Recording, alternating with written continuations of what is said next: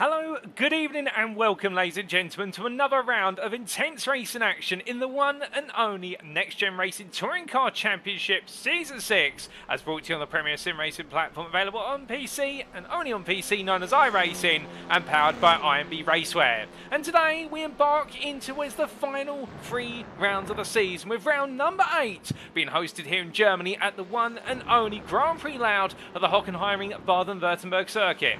Located in the state of Baden-Württemberg, this German circuit is perhaps better known for its 80s and 90s layout, which saw drivers race their way into local forestry at high speed and charged away into many a chicane. However, in the early noughties, the circuit was redesigned in order to improve the spectacle for the local fans under the guise of Hermann Tilke, who took the circuit apart and reimagined it as the Grand Prix circuit you see today. Spanning the best part of 2.84 miles and consisting of 16 corners, whilst controversial at first, this circuit has gradually grown on many a motorsported driver and fan alike, with its combination of corner sequences, of which there are 3 distinct corner section layouts, plus also on top of that a number of long straights, is a circuit that's packed with technical challenges and brings it all together to create a thrilling round of racing action. Whether it be battling side by side into the hairpin for heavy braking, or the more technical stadium section will see drivers potentially go wide and offer overtaking opportunities, there's plenty to watch out for here today. But the question is, who's going to be coming out of here on top as we then make our way into our final 2 rounds of the season, and indeed the points are running out.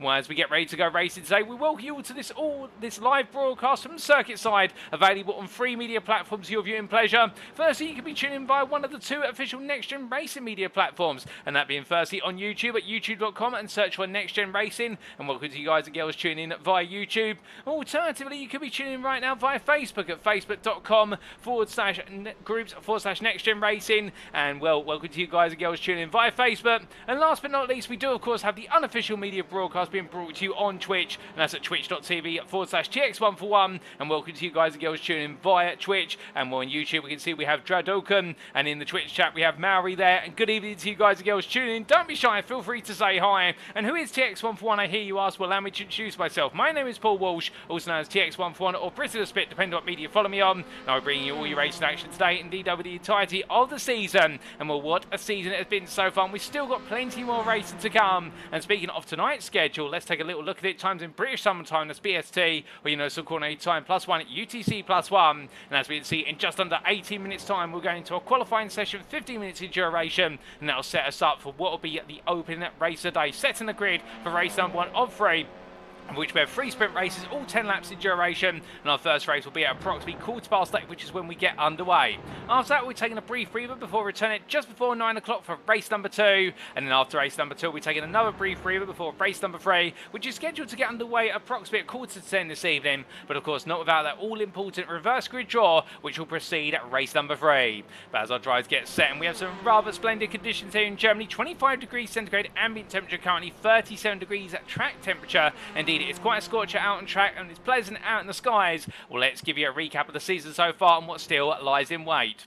For as we can see, as we continue to march away down the calendar, we're now into round number 8. Today is the 14th of May 2024. And goodness me, it's crazy to think we opened up 2 months ago on the 12th of March at the Silverstone National Circuit. But indeed we did, and when we opened up in the United Kingdom, it was absolute chaos. But chaos we absolutely loved in the United Kingdom. The short but versatile Silverstone layout for drives batting hard across all 3 classes. And then as we made our way from the United Kingdom to Italy, we saw the racing only continue to intensify at the Autodromo Nacional Monza. Indeed, the Italian Temple of Speed delivering us up an absolute thriller of a triplet of races on the 19th of March. And as we made our way from Italy over to Australia, our first of 2 visits this season to Australia, well, that was at the Sandown International Motor Raceway. Well, on the 26th of March, many of our drivers found themselves making haste to the wall. Indeed, some nasty incidents which saw the bringing out the safety car for the first time in the season. But fear not, in round number 4, we continued the run of good form and great racing at Long Beach, whereby the Californian circuit in the United States of America, the street circuit, the one and only for this season, on 9th of April, brought our drivers together to wrap up the first half of the season with an absolute brilliant set of races. Then we had our mid-season break. We reshuffled around due to a number of issues with regards to the iRacing maintenance period, but when we returned, we opened up the second half of the season with the first of 6 rounds of racing, and that was in Spain at the Motorland Aragon circuit, rescheduled from round number 4 to round number 5, and that was on the 23rd of April there. We got to see our drivers take on the sultry Spanish sun, and many there coming to blow of one another, and some tempers definitely saw the red. And then we made our way back to the United States of America for the classic boot layout at the Watkins Glen International Circuit in the state of New York. We got to see some absolutely brilliant performances, and particularly a absolutely sublime set of battles in the prime class between a number of fan favourites, including the likes of Adam McNally, and also none other than Daniel Downing, to include 2 of the big names there. And then from the 30th of April to the 7th of May, last time out, we saw the Autodromo International del Mugello make its debut on the NXTCC calendar, having only recently been introduced to the iRacing simulator service. And the Italian circuit did not let us down with its curves, sweeping corners, seeing plenty of 2-wide action lap after lap. Indeed, a number of drives making it 2 wide for the entirety of a lap. A calm at the end of it, all the dust settled, and we did see some fantastic performances including from the likes of Mikey Doble in the overall and the pro class, also Wojciech Swirydowicz, the pro championship leader, as we'll come on to very shortly, and also further down the field in the AM class, we've got to see many a driver battle hard, including the likes of Rana Motorsport and also Mark Sykes Designs, Mark Sykes there. But still, the story continues today at the Hockenheimring Baden-Württemberg circuit. And after our German round, of course, we make our way back to Australia for the second and final time this season for the IMB Raceway. We'll bring it back from the grave, having seen the circuit be discontinued in 2010 in real life and turned into a housing estate. We bring it back to life, and the Grand Prix Loud will be playing host to our drives on the 21st of May, and then we bring it all to a close on the 28th of May at the one and only Daytona International Speedway, with the circuit's road course in the US state of Florida welcome our drives for the first time in NXTCC history. And who will come out on top in our season finale? Well, that's the big question that's on everybody's minds, and we might be able to get a gauge as we give you an update on the standings.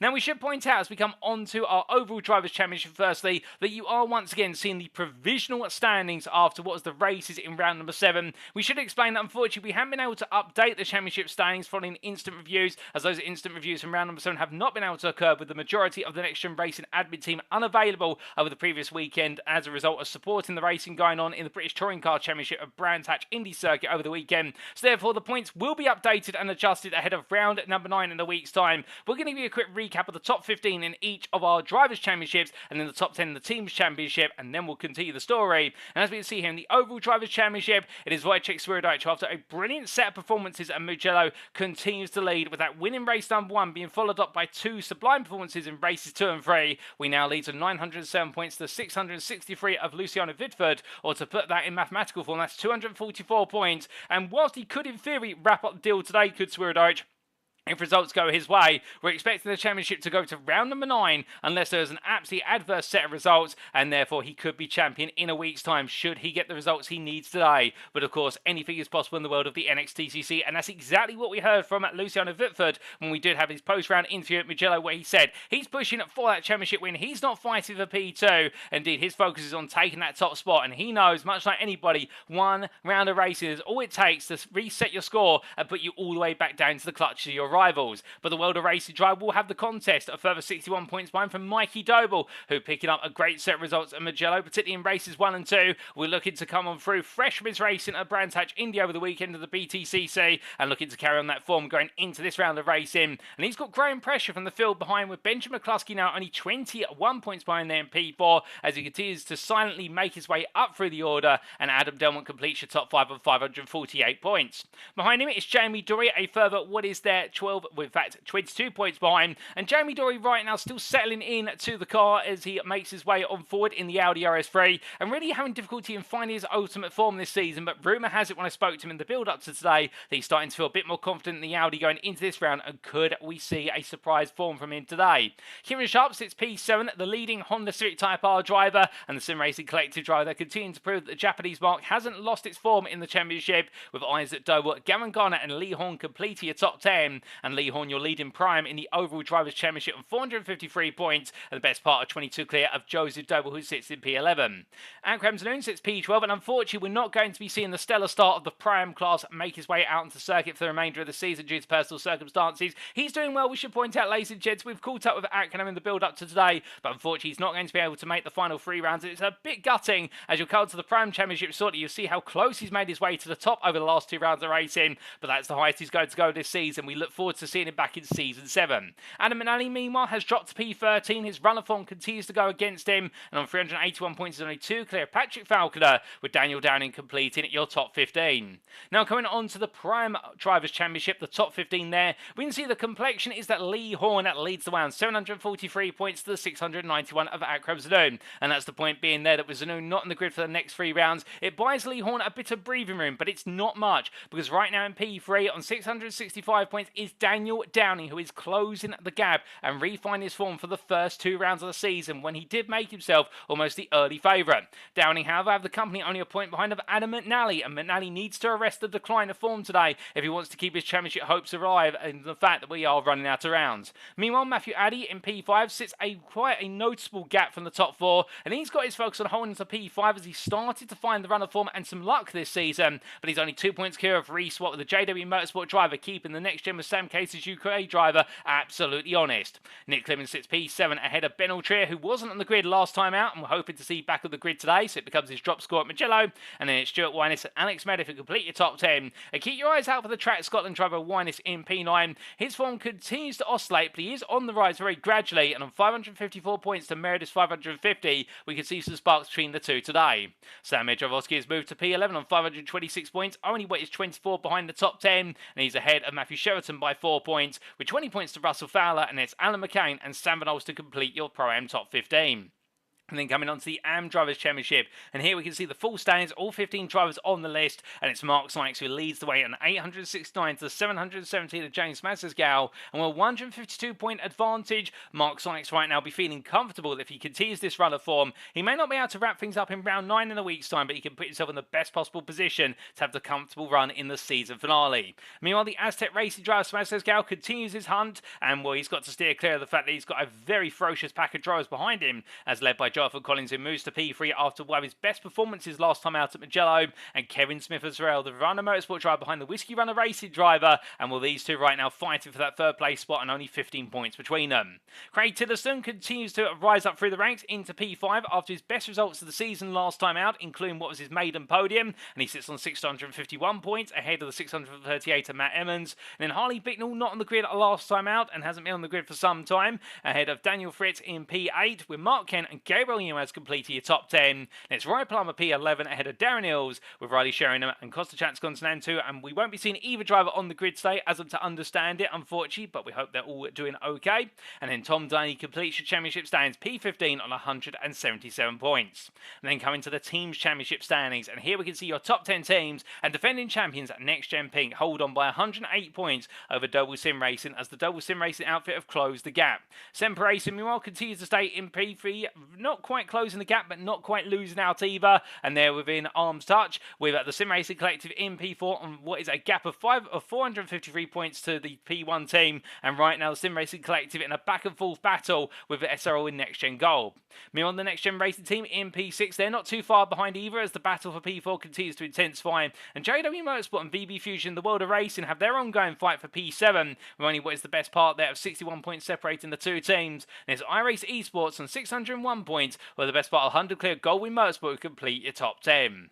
But then coming from the provisional standings and coming onto our circuit for today, well, of course, it is the Hockenheimring Baden-Württemberg Grand Prix circuit that plays host, and located the Am-Motorstrom in the village of Hockenheim in the state of Baden-Württemberg in Germany, was we can see to the circuit map provided by iRacing.com, and a huge thank you to iRacing, of course, for their brilliant track maps that come with a fantastic simulator. This is a circuit that is highly technical in nature, and he will push drivers to the absolute limit when it comes to being able to nail those corner sequences. And arguably, it is a circuit of two halves. In the fact, the first half of the circuit, turns 1 through to 6, is a much more aggressive and higher speed section of circuit compared to the latter half, of which the run out of turn number 6 all the way through to turn 16. But as the drivers make their way across the start-finish line, they'll come through the sweeping right-hander Nord curve at turn 1. They need to be mindful of track limits there on the exit, given it's so easy to run wide. And as they make their way out towards Einfurt Parabolica at turn number 2, the first of 2 hairpins in the open half of the lap, they'll make their way hard on the brakes, and we could see plenty of 2-3 wides there.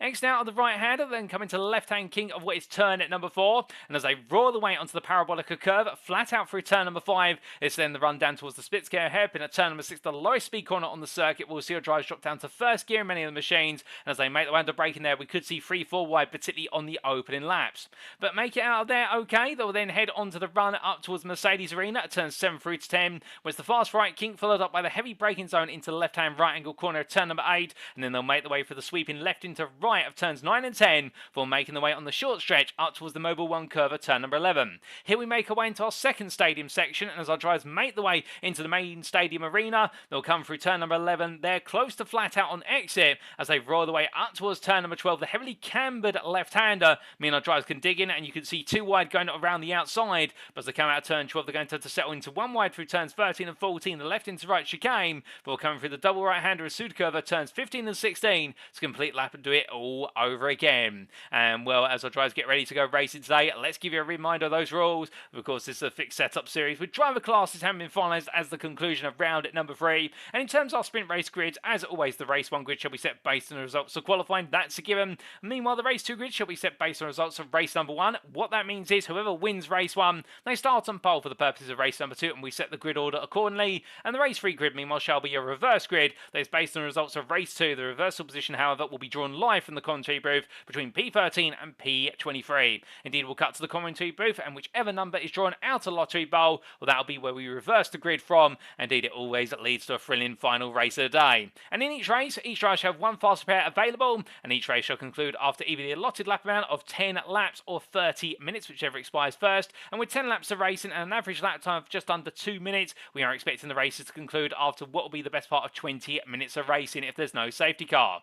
Now, speaking of safety car and race stewarding, an independent race director is watching all the races for track limit infringements and also the deployment of the safety car. And in terms of those track limit infringements, the pesky penalties are as follows. The first and second warnings, there's no penalty, it's just a warning. On the third warning, it's a 5-second post-race time penalty. We double it to 10 on the fourth warning. On the fifth warning, it's a drive-through penalty. And drive-through penalties must be served when 3 laps are being awarded. Meanwhile, racing incidents shall be reviewed post-round. And as for success ballast, we continue to run the success ballast system that's proven ever successful in balancing out the racing, and it's applied on a race-by-race basis in the overall, prime and AM classes. And as we can see for qualifying in race number 1, it's based on the championship standings prior to the round. It will be based on the provisional standings, as is the tradition. The championship standings are updated based on instant review, but the success ballast allocations are done before that based on the provisional results, and therefore it does mean if you pick up a penalty that drops you further down the championship, much like in the British Touring Car Championship, you carry not just what is your success ballast, which is an additional penalty, but also the penalty to your points from the previous race,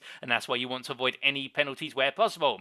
Meanwhile, in the race number 2, the success ballast shall be applied based on the finishing positions of race number 1, and we'll update the success ballast again based on the finishing positions of race number 2 for race number 3, and with that live success ballast system, and you can see all the weights here. And overall, of course, ranging from 56.1 kilograms for the overall championship leader, Wojciech Swirydowicz, all the way down to 4.7 kilograms there for the 10th place driver. And I do believe that will be Lee Horn. However, he will be instead taking what is the Pro-Am first place, and that'll be the 32.5 kilograms instead, all the way down to 4.7 kilograms there for 5th place. And the Am class, Mark Sykes continues to take the 24.5 kilograms in the car, with James Spencer's Gale getting his first fill for what will be the 16.6 kilograms in the 2nd place spot of the Am Championship. That's enough about the rules, regulation, everything between. You're here for the racing, and so are we. And as we head back to circuit side of the circuit, relatively falling silent from our drivers at the moment, as everybody gets themselves ready as possible. As Adam Delman there giving a good old flash of lights, and I think might be saying thank you to a driver who steered clear rather than having words with, or in fact showing off for the cameras there. And well, as the SO and NXTGEN Gold driver makes his way in towards turn number 8, we are going to try and get a quick word with 1 or 2 of our drivers before we do go into the qualifying session to hear how they're feeling going into today. And I think we are in fact going to get a word with Adam Delman if we can. So give us a brief moment, ladies and gentlemen. We are going to try and get a patch through with the SO and NXTGEN Gold driver. And as we do try and get a word from him, Adam, have you got time for a quick word? Good evening, Paul. Yeah, I've got time, buddy. Adam, you're looking all set out there in the Honda Civic tyre part and that SO and NXTGEN Gold livery, shining bright as always. How are you feeling for the Hockenheimring circuit? Feeling pretty good, to be honest, mate. Yeah, well, times are going to be close. It's going to be a hard one, I think. But, yeah, bring it on. Liking the attitude. Survive all 3. Oh, indeed. And just a quick one as well. You're in a bit of a battle in the overall championship between yourself and the other lead Honda driver of what is the Sim Racing Collected, Kieran Sharp. And also you've, of course, got their other drivers in the mix there. Is there a little bit of a rivalry now to be the best Honda, not just the best overall driver? Well, yeah, do you know what? I've never even really noticed that. But, yeah, best of the Hondas would be a good result. Well, Adam, we'll leave you to it. Best luck in qualifying the races, and we'll see you at the checker flag later on. Cheers, buddy.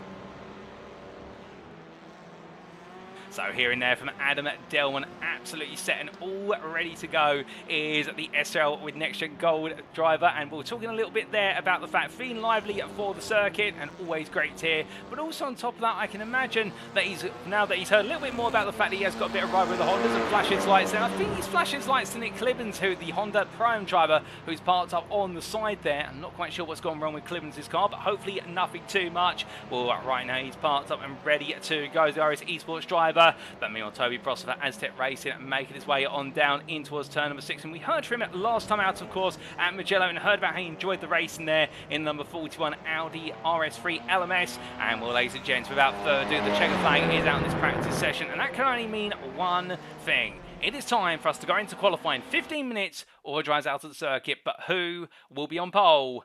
Let's find out. So as the 15 minutes immediately get underway, and well, it is going to be frantic out of that pit lane. One of our lead drivers making the way out immediately is none other than Jamie Dorey, the first driver to make his way out onto the circuit. Well, many of you might be asking at this point in time, what can we expect here at Hockenheimring? Well, firstly, let's talk a little bit about the circuit and how it can favour certain machines. Of course, we have 4 machines on this grid.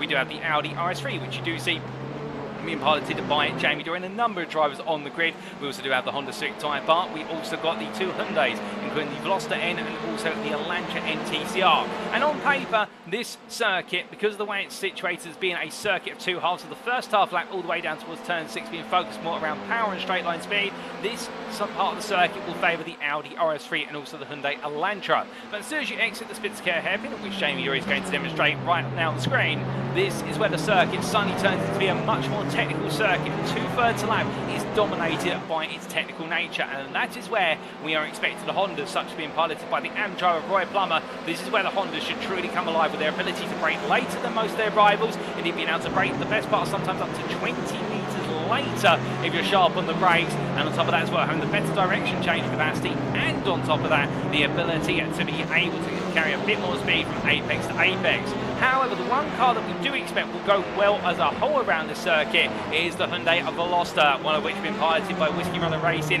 Jonathan Collins here, as he makes his way down to turn 6, goes a little bit deep, avoids the lock-up, lets the car coast on off the brakes, and with the Veloster, a jack of all trades, master of none, and these relatively hot conditions as well, the car does come alive. And at the Hockenheimring, we have previously seen when we've raced on the national layouts of the circuit a few seasons ago, and indeed the season finale of season 3, where the championship went down to the wire. It went back on result count back in the overall championship to Jamie Dorey versus Mikey Doble, and well, as we can see here right now, the Veloster looking good, and well, what can Collins do with it? Indeed, many of the Veloster drivers, what can they do? And it's not to say the Audi RS3s and the Hyundai Elantras are going to struggle in the more technical second half of the lap, but they won't necessarily have the advantages that their rivals do, and that's where we'll see the field balanced out. But as our drivers get set to go on to their first flying laps, as always, we are expecting this to be a qualifying session, which does put a big emphasis on the toe, particularly in the first half of the lap. Ideally, you want the toe all the way up towards turns 7 and 8, but after that, you want to try and get out the toe where possible, because the toe is worth the best part of 3 to 4 attempts over the entirety of the lap, particularly on the opening 6 corners. And as the drivers make the way onto their first flaps, you can already see the toe trains forming behind drivers, with Jamie Dorey being one of the lead drivers there, Daniel Downing alongside him as they make their way down. In fact, Downing getting ahead, Dorey backing off the throttle there, and I think letting the Hyundai Elantra driver take the lead of this long line of cars. And as they make the way through, Dorey pulling off the road there, steering clear. In fact, he's got a long line of cars let on through, and he won't want to impede anybody. But as the drivers make the way on around, we do say hello to Handsome Stu in the YouTube chat. Good evening to you, Handsome Stu. Looking good as always. I hope you're doing well. And also, we say hello in the Facebook chat to Katie Eames. And, well, I'm doing absolutely well. Thank you, Katie. And, well, thank you for the recommendation on the earbuds. And a little bit more on that later today, ladies and gentlemen, why they're quite relevant. But let's focus on our racing here and in the here and now. But we also do see Katie Eames cheering on the Verano Motorsport boys, as always. And always great to see you tuning in, Katie. And I hope you're having a good day. And speaking of the Verano drivers, here they are, one of 2 of them, and it's Matt Emmons. And of course, remember, they made the switch to the Honda Civic Type R last time out at Mugello. And, well, as he makes his way down to the braking zone, one of 2 AM drives, the other being Kevin Smith.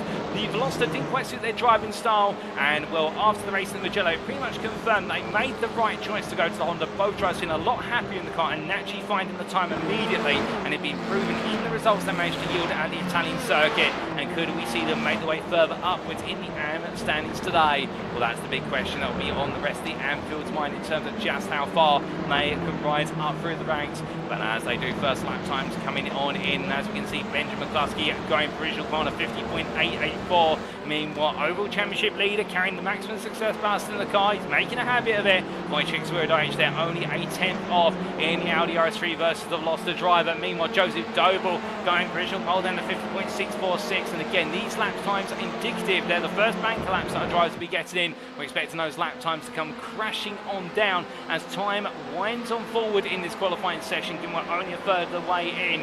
And well, the pole lap around here, we are expected to be somewhere in the region of a low 50.0, and who will be able to find it, and that will be the change in everybody's minds. Meanwhile, in the Prime class, it's Sam Benoist right now, a driver who we talked about a lot in the early stage of the season, but has fallen off in more recent rounds, with a Goldwing Motorsport driver who always finds a way to deliver well when he's in form, and right now definitely looking in form here. And I do get the feeling the Prime driver may enjoy the Hockenheimring somewhat, based on my recollection of racing from him in other series, of other touring car racing series before he came over to the NXTCC. A circuit he's always gone well at, and indeed a circuit where he's, well, in technical circuits in particular, seem to gel well with Benoist. Indeed, many of you remember in his debut at the Brands Hatch Grand Prix circuit in Season 5, just how strong he was, particularly in that reverse grid race in race number 3, where it all ended in tears, unfortunately, right towards the end of the race. But Benoist never giving up, and these technical circuits really do bring out the best of the number 92 driver. As he heads in towards the braking zone for turn at number 13, we do say hello there to All About the Gyro, who's saying hello from the Full Tilt V Motorsport contingent. And well, given the fact that we have heard from a Full Tilt V Motorsport fan in the YouTube chat, I think it's only appropriate that we do see some of them out on circuit. And here is one of them, albeit blinking, you'll miss him, he's already gone past us. And there he is, Mark Kent, running a new livery today in what is the Audi RS3 for Full Tilt V Motorsport. Looking absolutely lovely, that livery indeed. When it was unveiled earlier in the week, a number of drivers from other teams, I think we're raising eyebrows and looking at it, thinking they may want to race a Full Tilt V Motorsport, not just because of the livery, I'm sure also because they're such a professional team. And as he makes his way through turns 15 and 16, ran a little bit wide there. Our drivers have been told to be careful of those track limits coming around the circuit, particularly at turns 1 and also when it's turn at number 10 on the exit there, but also need to be careful of the exit curves that are coming out 15 and 16, so they can unsettle the car and force it very wide indeed. And that's the last thing you want to do as Kent makes his way onto another flying lap. His previous one invalidated due to track limits, and now makes his way on the attack here, albeit a little bit of traffic in front of him, and going up the inside of Roy Plummer into turn number 2 here, just trying to find some space. And as he does so, well, meanwhile, out there we've got Matthew Addy, the NXTGEN racer with Sam Case's driver, making his way through the parabolic curve. As he does so, he's got the company by the iRacing eSports drivers just behind. I believe that is none other than what is Alan McCain keeping him company, and these two Prime drivers have been close together all season. Albeit McCain having the stronger form in the early half of the season, it must be said, that it's Addy who's really come alive in the second half of the season and finding his form and finding his graces with it, as they make their way in towards turn at number 7, in towards the right-hand king. They go too wide here, but Addy backing out, letting McCain take. They can see a flash of lights there from the Aztec racing machine behind, and Addy getting well cleared just in time as they head onto the brakes. And James Spencer-Scow, meanwhile, the second place and championship driver, well, right now looking to try and close that gap to Mark Sykes as soon as possible, knowing there is time left in the championship, but Sykes does have some very strong results behind him, and that always makes it more and more difficult. But he makes his way on through turn number 7 to turn number 8. We can see off in the distance the championship leader in the AM class. Here he is, Mark Sykes. Mark Sykes designed to be NXTGEN Racing, and right now he makes his way on through turn at number 10. Can anybody or anything stop him as he heads on down towards turn at number 11? He'll be feeling confident, nothing will stop him.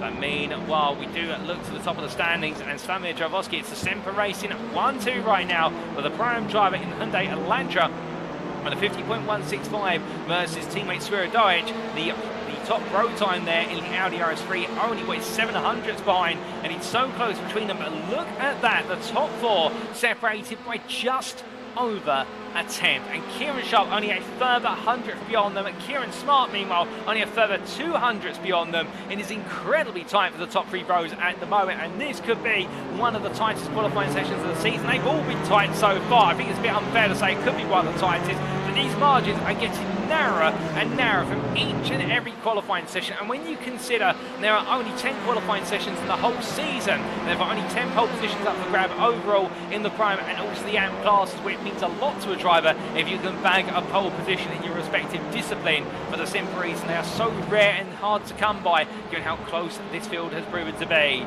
But meanwhile, we look at one driver will be hoping for a bit of better luck today. It didn't quite work out in Magello, and that is Mitchell West. for Mitch West Performance Racing as he makes his way down towards turn at number 6 in the Hyundai Elantra, and really has been a bit of a difficult season for the debutant driver, but still his season 6 has seen him go through some highs, but also there's been a few lows, but all part of the development experience. And of course, you're always going to have some good luck and bad luck in the NXTCC, but West has been mixing up towards the bottom end of the top 10 in the Crown class, and whilst we do briefly lose him off camera, but he does re-materialise in the internet ether. We're hoping his connectivity issues can stabilise a little bit and they don't interfere with his racing later on. But meanwhile, we see return to the grid today, Ben Aldria, as we do look to the Full Tilt Motorsport drivers. He follows on through one of the JW Motorsport drivers, and I believe that is the number 32 of Reeswatt just in front of him, and Reeswatt currently P7 in the Crown class, P15 overall, and Aldria trying to follow in his footsteps. They make their way towards the timeline, but as they do in the roar of those touring car racing machines, absolutely loud in your ears as you love to hear it. And as he crosses the timeline, no improvement. As meanwhile, Sam Smith behind does improve to P21 of 50.744, but still nobody able to break into the 50.0s at the top of the standings.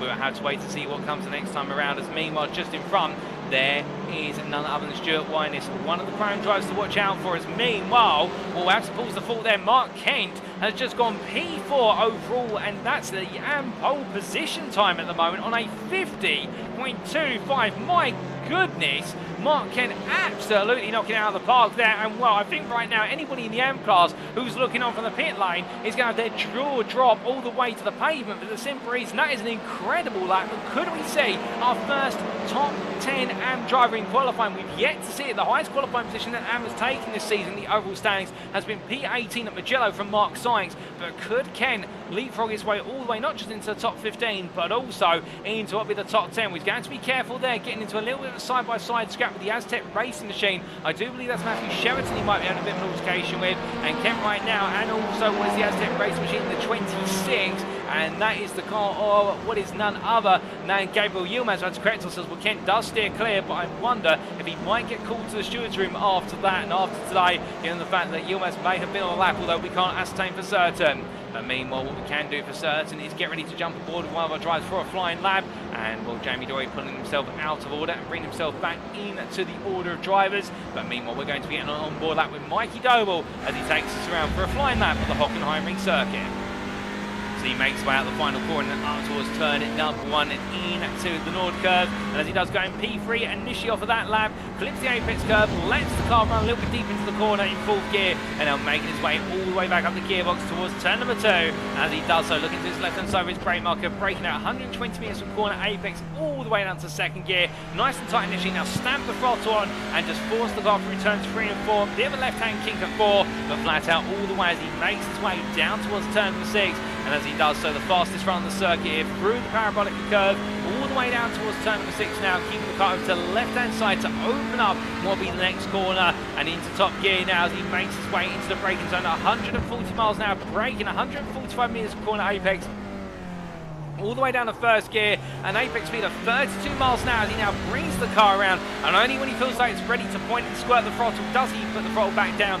Now into the kink at turn number 7 here, flat out into Mercedes arena he goes, counting as much of that apex curve as possible, bringing the car to the right for the 90 left-hander at turn number 8 and Mercedes corner, making sure to clip the apex curve, but nothing more than that. And as he makes way in 2nd gear into 3rd and 4th gear, he'll go, staying in 3rd, returns 9 and 10 for that left into right sequence, and now building up into 4th gear as he makes his way on the runoff area, and it towards turn number 11 and braking nice and early here, down to 4th gear, getting nice and high on the apex curve, let the curve pull the car round, and as he rolls the car out in towards turn number 12, braking out the 50-metre board, keeping it nice and tight to the apex, and immediately as he clears the apex, now put the throttle back in, teammate there of Joseph Doble steering clear, and as we do see Doble make his way left into right now through 13 and 14 into 15, open up the first part of the super curve, hold in 3rd gear as he makes his way through the first right-hander, then to the 2nd, very sensitive on the throttle there, and as he gets the throttle back down, using off the exit curve there in order to open up the exit of the corner and carry the speed. What's it been for Mikey Doble this time around? He was P5 as he came across the line and does not improve from P5 there. But meanwhile, off camera, whilst we're giving you that brilliant on-board lap from Mikey Doble, Alex Meredith now has gone provisional pole on a 49.808 with Wojciech Swirydowicz did respond soon after with what is a 49.89 to the nearest 100th. And well, Stuart Winess, the next driver in P3, the lowest of the 50, in fact 49.97 there from Winess. So 3 drives now breaking into the 49s. Can anybody go any lower than this? But Alex Meredith right now, and he has not seen what is the front three rows of the grid in a very long time since the early stage of this season. But right now, could the next gen driver, after what's been a frustrating middle part of the season, could this be his equinox period where he manages to find a way to surprise everyone and be only what is the third driver in NXTCC history who's not in the pro class taking an overall pole position for qualifying? Of course, the previous one's been Matthew Adias-Netterton in what was round number 4, if my memory serves me correctly, in Hockenheimring in what was the season opener at Silverstone National. Well, we'll have to wait to see, but Alex Meredith right now, and I think Hockenheimring also doing the same Watkins Glen International only 2 rounds ago, unless I'm mistaken, although I believe it was a P2 on that grid, but I could be wrong. And whether he is tuning in right now, I'm sure he'll correct me in the respective chats. But as they make their way out towards turn number 11, Alex Meredith looking good. Meanwhile, Mark Kent still your average pole sitter, P11. He's dropped down, but I don't think he's going to be complaining at that when the team gets on the radio to him and says that Mark Sykes right now is not improving out there, and Sykes is struggling at this point in the qualifying session. As meanwhile, now is Jamie Dory taking the trip to the weeds, as is also Nick Clibbins a little bit further behind. We also did have another driver run wide using the runoff here. I think that was Lee Horn, but a number of drivers getting clear of other drivers as the checker flag comes out in the qualifying session. And well, Wojciech Swirydowicz improves, but it's not enough. I don't know if he managed to get onto another lap. I don't think so. It's a 49.823 for Swirydowicz, only 1.5 hundredths of a Meredith's pole time. Can anybody find a way to dethrone Meredith? Patrick Falconer moves to P24 on a 50.541. Meanwhile, Ben Ultrier moves up to P9. A good lap there from the Full Tilt Motorsport driver as he moves into the top 10, drops to P10. However, Kieran Sharp in the Honda demonstrates what the Sim Racing Collective Hondas can do with 49.891. He's been saving that one to the last minute, and who can blame him? And well, we've still got some more time to come from our drivers. Joseph Doble moves to P13, still struggling to get inside that top 10. We haven't seen him in the top 10 for some time this season out of qualifying, and we've got a couple more drives still to go, including Adam Delmont, as we do see him at a distance there, making his way through turn number 15, onward through the final corner. Mitchell West has just crossed the line, doesn't improve from his current position of what is, I do believe, for Mitchell West P32, but here comes then Adam Delmont to the line. Can he find some more time out there? We talked to him earlier, he's only gone P22, it's a 50.453. It's not a major improvement for Adam Delmont. He's going to have to make it up in the races, but still a change awaits, and indeed many other drivers have a change ahead of them. Some drivers did manage to sneak onto what was an additional qualifying lap just before the clock struck 15 minutes. You're seeing some of them here, including what is Reese Watt. But further up the road, we do also have Luke Jones, who's currently P36 in a bit of an anomalous qualifying session. And as he makes his way across the timeline, can he get into the top 30? No, he can't. He goes P35 at 51.136, a difficult qualifying session for Jones. Meanwhile, Tom Delaney, relatively new to the grid, only joined us at Watkins Glen, makes his way to the line, the privateer. He crosses the timeline, and as he does so, no time on the board so far. And in the end, it'll be P42, just ahead of Roy Plummer there by half a second on 52.969. That goes the M driver. Meanwhile, what about Daniel Downing as he crosses the line? He goes P19. No exchange there for Daniel Downing, and also for a number of other drivers. Reese Watt comes into the pit lane. He's not improved, and that is qualifying complete, ladies and gentlemen. Nobody else is on a valid lap, and well, for only what is the third time in NXTCC history, we have seen a non-pro driver take an overall pole position in qualifying, and it is Alex Meredith who has taken both overall and also prime pole on a 49.808, and what an accolade that will be. The team will be absolutely jubilant. I can imagine that John and Catherine Meredith tune in, mum and will be dad and mum will be absolutely proud of son, and will meanwhile Wojciech Swirydowicz will line up alongside him on that front row. And in the AM class, Mark Kent takes P15, and with it his first AM pole position of the season. And what way to do so, to be the first AM as well to qualify inside the top 15 overall in a qualifying session, and beating Mark Sykes' achievements of taking a P18 overall last time out at Mugello. With that, ladies and gentlemen, it's qualifying complete. It's time to head to the grid for our first race of the day. And as our drivers make their way onto the grid, this is how they'll line up for race number 1 of round 8 of the NXTCC at Season 6, as powered by IMB Racewear and brought to you on iRacing. It is Alex Meredith who takes pole position, his maiden overall pole position, and the next gen driver will be joined on the front row of the grid, the prime pole sitter, by your pro pole sitter Wojciech Swirydowicz for Semper Racing. Kieran Sharp starts P3 for the Sim Racing Collective, and he'll have the company of Wiz Stuart Winus of Track Scotland with his best qualifying performance of the season, and the prime driver starts P2 in class P P4 overall.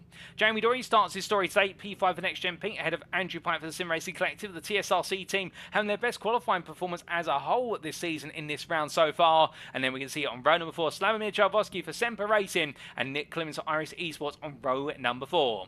On row number 5, it's a Pro and Prime split of Benjamin McCluskey for Next Gen Pink and Ben Olchair for Full Tilt V Motorsport, who completes your top 10. Alan McCain starts P11 for Iris Esports, ahead of Mikey Doble for Doble Sim Racing, defending champion in the number 1 car, starting P12. A good qualifying performance. He'll be expecting to make progress in the race. And as we can see on the 7th row of the grid, it's Joseph Doble for Doble Sim Racing, his teammate to Mikey Doble just behind, and Kieran Smart for Track Scotland starting P14. Mark Kent, your pole sitter, starts P15, and a great performance, his best qualifying performance of the season. And he'll be joined on the 8th row of the grid by Reece Watt for JW Motorsport, with Sam Van Oel starting P17 for Goldwyn Motorsport, and not quite having an anonymous qualifying session, indeed making his name known ahead of Isaac Doble for Doble Sim Racing, with Daniel Downing for Goldwyn Motorsport and Sam Smith for iRace Esports completing your top 10 rows or your top 20. Lee Horn starts P21 for Next Gen, ahead of Adam Delwant for SO and Next Gen Gold. And then it's Adam McNally who starts P23 for SO and Next Gen Gold, ahead of Luciano Witvoet for World of Racing. And keep your eyes out for the Dutchman, a difficult qualifying session with that P2 success balance, but he'll be looking to carve his way through the field as rapidly as humanly possible. Matthew Addy starts P25 for Next Gen, ahead of Patrick Falconer for JW Motorsport. And the English driver struggling in qualifying, it would seem, ahead of Tony Prosser for Aztec Racing and teammate Matthew Cheverton. They line up on row 14. Mark Sykes takes second place in the AM class there, P29 for Next Gen, ahead of Marcel Fritsch for WS Racing Esports. And then from then we do have what is Duncan Murray's P31 for Goldwyn Motorsport, the South African being joined on the 16th row of the grid by the Australian Mitchell West for Mitch West Performance. Jonathan Collins starts P33 for Risky Runner Racing, ahead of Aztec Racing's James Smagsgal. With Lou Jones starting P35 for JW Motorsport, ahead of Matt Emmons for Rhino Motorsport. The Rhino team seemingly having a bit of difficulty in qualifying, not quite able to get that Honda down. And behind him it'll be Darren Ills for Ace of Spades Racing and Daniel Fritz for Risky Runner Racing. Gabriel Yilmaz for Aztec Racing P39 ahead of Fusion Racing's Craig Tillison. And it's Jake Pitt for Aztec Racing P41 ahead of Tom Delaney for Next Gen. Mariah Plummer starting P43 ahead of Kevin Smith, who will start what will be last but not least from the pit lane, as I do believe he's serving what is his pit lane start for the car swap going into Mugello. But that is the grid, ladies and gentlemen. Our drivers are all set and ready to go. We are only the best part of 15 seconds away from the lights on procedure. In fact, 10 seconds now. And as the time continues to tick down on the front row, it's Alex Meredith versus Wojciech Swirydowicz. It's an unfamiliar pair. One name is very common on the front row, but Alex Meredith has his first shot to lead the race on the front. The lights are going on. Can he bring home his first overall win? Well, it's time to find out, as it's going to be 1 red light, 2 red lights, 3 red lights, 4 red lights, 5 red lights. And it's lights out, and away we go for our first race of the day as they roar the way down towards turn number 1. Meredith gets a good start, but Swirydowicz has the better launch. They make the way into the opening corner, and as they roar the way into the braking zone, the field makes its way through. Everyone will be quite tentative here as Swirydowicz defending to the inside. Meanwhile, further back, everyone's safely on through so far, but meanwhile, looking back to your leaders, they head down to the braking zone. Look at Kieran Sharp, who's looking to sneak his way around the outside, and Swirydowicz going defensive here as they make their way under a blimp camera. We get the closer perspective there, and Alex Meredith a successful defense for the opening couple of corners. Instant further back, their car runs wide, and that is the car of what is Mark Kent that's been speared wide. Kent having a nightmare start to the race. We'll try and understand what happened to his race start in due course, but as our drivers all make the way on down towards the turn 6 braking zone into the Splitscare hairpin for the first time. This is where we could see 3-4 wide under braking, and Jamie Dory out the inside of 1 of 2. Can he go all 3 here? No, he can't. Or can he? As Meredith goes very deep, and Jamie Dory's going to try and come through it to make a 3-for-1 special. But will he be able to make it as they head towards turn number 7? We can see the Elantra gets the better run off of that outside line. There's a number of lockups, find a bit of contact there between drivers down in P30 and further back. I think Gabriel Yilmaz and Darren Hills being caught up in that contact, but meanwhile Jamie Dory attacking on the inside, and Meredith can't find his way through. Kieran Sharp meanwhile holding on to P3 as Wojciech Swirydowicz taking his time as the drivers make the way on through. Run wide there for what is the Track Scotland car. I do believe that is Kieran Smart, who's taking a bit of an adventure wide, but he's rejoined down in P12. But it is a bit further down the order from what I'm hearing as well. We'll get a replay and when we can, ladies and gentlemen. But as all the drivers make the way on through, car running wide there as well. That is the car of Wiz. I do believe Nick Clibbin's taking a bit of a distant trip. And meanwhile, Matthew Addy battling side by side with Craig Tillison as the prime drivers been knocked down the order in the early stages. And Tillison making some early progress. It will be tucking behind his fellow Veloster driver as they make the way up towards turn number 13. as they head in towards the braking zone of the left-hander, reeling on through. Now everyone into line of stern formation, albeit not quite yet, as you can see Duncan Ray's up the inside job for Collins, and Jake Pitt now looking to try and get into that fight where he can in order to make some further progress. But meanwhile, after one lap of racing, it's Alex Verdiff who leads for Next Gen, and a Jamie Dory P2, followed by Kieran Sharp P3, Wojciech Swirydowicz P4, Andrew Pike P5, Stuart Wyness P6, Slamir Jaworski P7, Mikey Dole P8, Benjamin McCluskey P9, Nick Clemens P10, Joseph Dole P11. And meanwhile, your AM leader right now is Mark Sykes, who's found his way into lead ahead James Mansesgal, but it's the battle for P1, P2 in the AM class, and it's close together. P25, P26, there's a lock up in front from Marcel Fridge. There's a bit of brake dust up into the air. All contact there as Sykes tucks the inside and gets sent to the grass. And well, I think Sykes has seen opportunity on the inside. Losing out, and James Mansesgal takes lead in the AM class here as Luke Jones comes on through with him, and behind Matt Emmons now up into P2, and with Gabriel Yilmaz following him. Darren Hills meanwhile trying to speed his way on past what is Mark Sykes there as they make their way down towards turn number 6, and as they do, the Ace of Spades racing driver making the move count. Sykes tucking in behind as they head onto the anchors for the second time into the Spitzker hairpin, but Sykes has got a long way to go as meanwhile car points in the wrong way. That's Adam McNally. Adam McNally's gone round as meanwhile some contact as well between Tom Delaney. Oh goodness me, Adam McNally coming right back. Oh my goodness, and well for Tom Delaney, that's going to be a rejoin that's going to be frowned upon very heavily by drivers, as that is the race of Alan McCain that's gone very bad. In fact, it's gone from good to bad to worse, and McCain was the driver you saw going wide at what's turn number 8 only a lap ago. But meanwhile, as the batting continues, we do look to Joseph Doble fighting for P10. He's got the pressure of Nick Clemens, Kieran Smart and Isaac Doble over the back of him, as meanwhile Mikey Doble looks to continue to make some progress further up the road. And we're speaking of the lead member of the Doble Sim Racing family. Here he is as he battles side by side with Slamir Jaworski, looking to go around inside to outside from 13-14, but in the end made to look for the cutback. But Jaworski knows what's coming, parks up an apex and says, I'm used to that one, try a different method. And the Briton right now having to find alternative means versus the Polishman as they make the way onto another lap race onto lap number 3 as they charge going down with Mikey Double, the fastest driver out there at this time. Benjamin McCluskey a little bit fast now, Sam Smith even faster than them in P14 and making some early progress as they make the way down towards turn number 2. Well, right now everyone knows the tail car going slowly there as it makes its way along. I believe that is the car of what is Daniel Fritz that's left the pit lane and just staying on the pit exit line in order to avoid impeding any races. And Sam Van Olsen meanwhile battling side by side with Reece Watt here for P15 and 114 for them P7 in the prime class as they come through turns 2, 3 and 4, and as they do making their way on down the Parabolica curve, roaring their way. The battle of the two Audis here, and neither driver had any major success by, so it's going to be a battle of wit and battle of bravery under braking. But what will have the inside, but can Van Olsen make a run around the outside? Remember, this hairpin is so slow that for these front engine front wheel drive cars with the understeer they naturally have, feeling that outside line is just as strong as the inside line, but in the end Van Olsen goes a little bit deep. I wonder if there's a small tap between the two of them. But Reece Watt does get the move made for P7 in the prime class and P15 overall. Meanwhile, that's Andrew Pike, who you now look to makes about the inside of Stuart Wyness for P5 as they make their way on through turns 8 into 9, 10 they go. But the Elantra driver not giving up as they come on through. And we ride on board looking back over the rear of what is Andrew Pike's car as they make their way in towards turn number 11. And well, right now, Pike just holding firm as Wyness getting close. And the second place prime driver right now, I think he'll be very happy with where he is in the order. But here comes Mikey Doe up the inside, looks at the peak, tries to go as late as possible. But in the end, Wyness just covering off in time, and well, that is very close. But then again, these two knights are raced close to each other, and Pike right now will be grateful for a little bit of a breather further behind, given the fact he's been under pressure for some time from Wyness as they make their way through turns 15 and 14, 15 and 16. But as they do, making their way onto another lap, we take a look back at the race start, and in particular, we take a look back at it from the perspective of Mark Kent, where it all went wrong.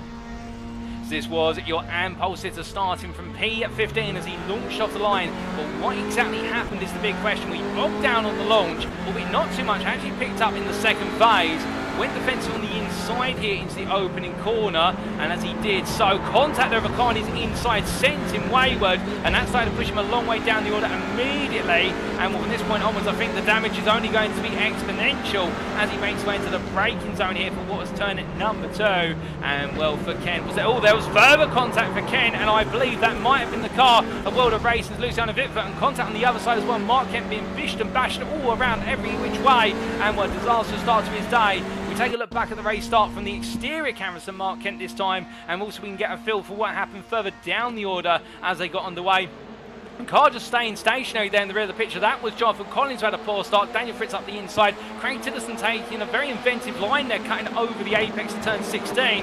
As Kent made his way into the corner, 3 wide there in fact, with what was, I believe, the 32 from JW Motorsport. That would have been of Reese Watt. And also, while the double sim racing cars, I believe that may have been, was the 65 there of what was Isaac Doble. And then Kent under braking here into a 4 wide effect. He tapped by the car of Daniel Downing, and Mark Kent in the end had just been sit straight on. Matthew Addy being the unfortunate recipient of that further contact, and that was why the open lap went for them. They managed to avoid most of the carnage, but then, well, we return to your live racing pictures, ladies and gentlemen. That was the open lap incident, and as All About the Gyro says, all elbows out there, and definitely a lot of elbows out. And as our drivers make the way around on these live pictures right now, well, we do continue to watch the race of Andrew Pike, but we need to look a little bit further back, as this is Sam Alston, Reese Watt battling side by side still, and these two will not let each other go in that fight for P15 overall, which is the last point paying position in the overall Drivers' Championship. But Knowles holding on, as meanwhile Adam Delman looking up the inside, and Adam Delman having started down in what was P22, making some progress up to P16, and trying to make a bit more here. As you can see, the scramble behind, that's what Falconer, also Prosser, and what I do believe is Daniel Downing, all squirming around as Delman goes to fence on the inside, trying to battle with Watt. But you can see there, look at Falconer trying to part the seams between the two, but no Moses manoeuvre here so far as they come through turns 3 and 4. But here comes Falconer now in the toe of his teammate, and with Delman having a poor run out of 3, going wide at 4 as well. That's only going to give gravitas to Falconer's charge up through the field as they attack the way down towards the braking zone for turn number 6. But as they head on to the brakes here, Falconer defends in the middle of the road. Meanwhile, Prosser looking up the inside, but Falconer having to cover off here. What is the attacker Delman, as Delman really trying to get under the skin of the JW Motorsport drivers, but Watt's turned sideways. They all survive it somehow. Tony Prosser taking the tap there, and as they make the way in towards turn number 7, well, Prosser's going to get on the inside of not just what will be Reese Watt and Daniel Downing. They'll get it done as they make the way in towards turn number 8. Onto the brakes they go, but here comes Watt once more, going as late as he dares to dream on the brakes. Prosser made to go as wide there, but will take the inside into turn number 10. They'll give him the authority to carry the speed on through the right-hander, and Toby Prosser in the end, by not backing out, takes P17 or P8 in the prime class. But as they make their way down towards the next braking zone, here comes with Daniel Downing up the inside of Reese Watt going into turn number 11. It's going to be very different. Downing gives Watt the space to be able to go racing still, and that's what we love to see as they make their way onto the brakes into turn number 12. Watt on the inside, Delman trying to also squeeze his way past Daniel Downing as they reach what will be the halfway point of this race. But 2 wide they go for 13-14, but it's going to be down on the inside into 15. Watt on the outside trying to carry the speed all the way around. Another tap between the two of them. These two love making contact, but to be fair, we love to see the close racing as they head out of turn 16, where it's going to be Downing who defends the inside, with Delman putting absolutely huge pressure on, practically pushing the Elantra on. Meanwhile, Watt trying to give himself a bit more space to play with, and as he turns into Nord Curve, Reese Watt will retake P18 and force Downing back down to P19, with Matthew Sheraton now also eager to get into this mix, battling for P20 versus Adam Delman. Looks up the inside here under braking. Can he get the move done? He's got a claim to the inside line there, will make the move on Delman. Meanwhile, Luke Jones being passed just behind for P22 by Lee Horn, who's carrying the maximum success ballast into today, and Will Horn definitely feeling the weight as they make the way on down towards the Spitzkehrer hairpin. But meanwhile, we look back up to Isaac Doble, who fights with Sam Smith for P12, and as Smith looks up the inside here into the Spitzkehrer hairpin, it is going to be the Irish Esports Elantra that gets the advantage. Kieran Smart also there, but doesn't quite get the exit out the corner. But meanwhile, many of you be asking, it's all very and good looking further down the field, but what about your race leader? Well, here he is, Alex Reddit for NXTGEN, with teammate for NXTGEN Pink, Jamie Dory, or sister team driver, we should say, following along behind. Now, will Dory play the sister team game here, or will he fight for the win, given the fact that right now Meredith, of course, with 2 different teams, and NXTGEN Pink win to defend their championship title in the team's championship. Every point matters, so I think Dory might right now be sized enough to move towards the end of the race, with Kieran Sharp and Wojciech Swirydowicz still behind P3, P4. But it is while those do it, damned if you do it, damned if you don't, said Jamie Dory, in the fact if he tries to attack now, then he could bring Sharp and Swirydowicz into the battle and cost himself the opportunity to finish not just as winner, but in terms of just being on that podium. Should Sharp and Swirydowicz find the way through, and he can't find his way past Meredith, so I think he's having to really assess what's the best approach here. Does he save it all up for the final 2 laps, for example, or does he start to nip away? Or having a poor run out of turns 15 and 16. Sharp's going to get closer here as they make their way in towards turn number 1, and we ride on board the sim racing collective cars. You can see that Honda scattered over what is the raised bump, or the raised curbing, if you will. The Honda really struggling with the raised curbs at most circuits, including the Hockenheimring. And as Sharp makes his way down to the braking zone here, well, right now just trying to keep his cool, keeping it all together and knowing that this could be one of the best results that the Honda has seen all season should he bring home this podium as he makes his way down the Parabolica curve. As he powers his way on through it, and meanwhile Wojciech Swirydowicz behind. As you can see, that Audi close, but that weight really holding the Audi back today, and we're under braking now. Sharp will have the advantage, but how late can Swirydowicz go? He's going to look up the inside as they make the way under rotation to the right hand, and Swirydowicz gets up the inside just about. Sharp being beaten on the brakes there, but now have the better run out of the corner on that outside line, given the amount of wheel spin from first gear that these front wheel drive machines see. And as they come out to turn 7, well, Kieran Sharp making the defensive play and gets it done there for P3 once again, albeit Swirydowicz very close now. Meanwhile, a bit further down as we see a lock up there from Jamie Doré, and Sharp now to go defensive through turns 9 and 10. As you see, Swirydowicz trying to find alternative places to make this move happen, and I think really just assessing the situation. But meanwhile, further down the order, Prime Championship either Lee Horn under pressure from Luke Jones again. Jones up the inside in towards turn 8 at the Mercedes corner through left-hander.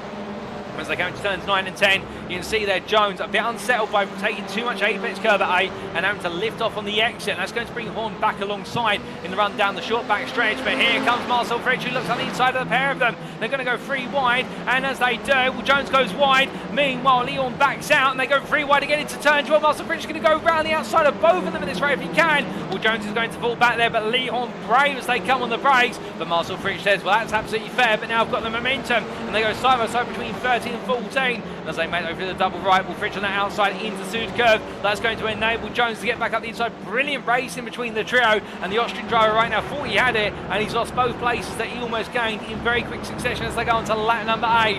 As they make the way up towards turn number 1, and we're seeing some great racing today from the number 7 driver, no doubt about it. So his finest race in the season will mean, well, as they make the way out towards the next braking zone, Daniel Downey and Reece Watt once again, elbows out racing between them. Toby Prosper's got ahead of them, is running away, we should point out. So this is now the battle for P9 in the Prime class. They're falling down, but are absolutely locked in like 2 balls and all, and they make the way down towards what is turn number 6. Meanwhile, speaking of turn number 6, Kieran Sharp again having to go defensive at the corner. But as we look back to that battle between Daniel Downey and Reece Watt, and also there you've got Matthew Sheraton making it 3 wide. Sheraton on the right, meanwhile Watt on the left, and Downey in the middle, where it's going to be a reverse Moses, or is it not? No, in the end, Reece Watt just up the inside, going defensive and claiming the place back of a Downey. Matthew Sheraton, meanwhile, not quite able to find that manoeuvre around the outside, and in the end things stay as they were going on to lap, with Adam Delmont not too far behind.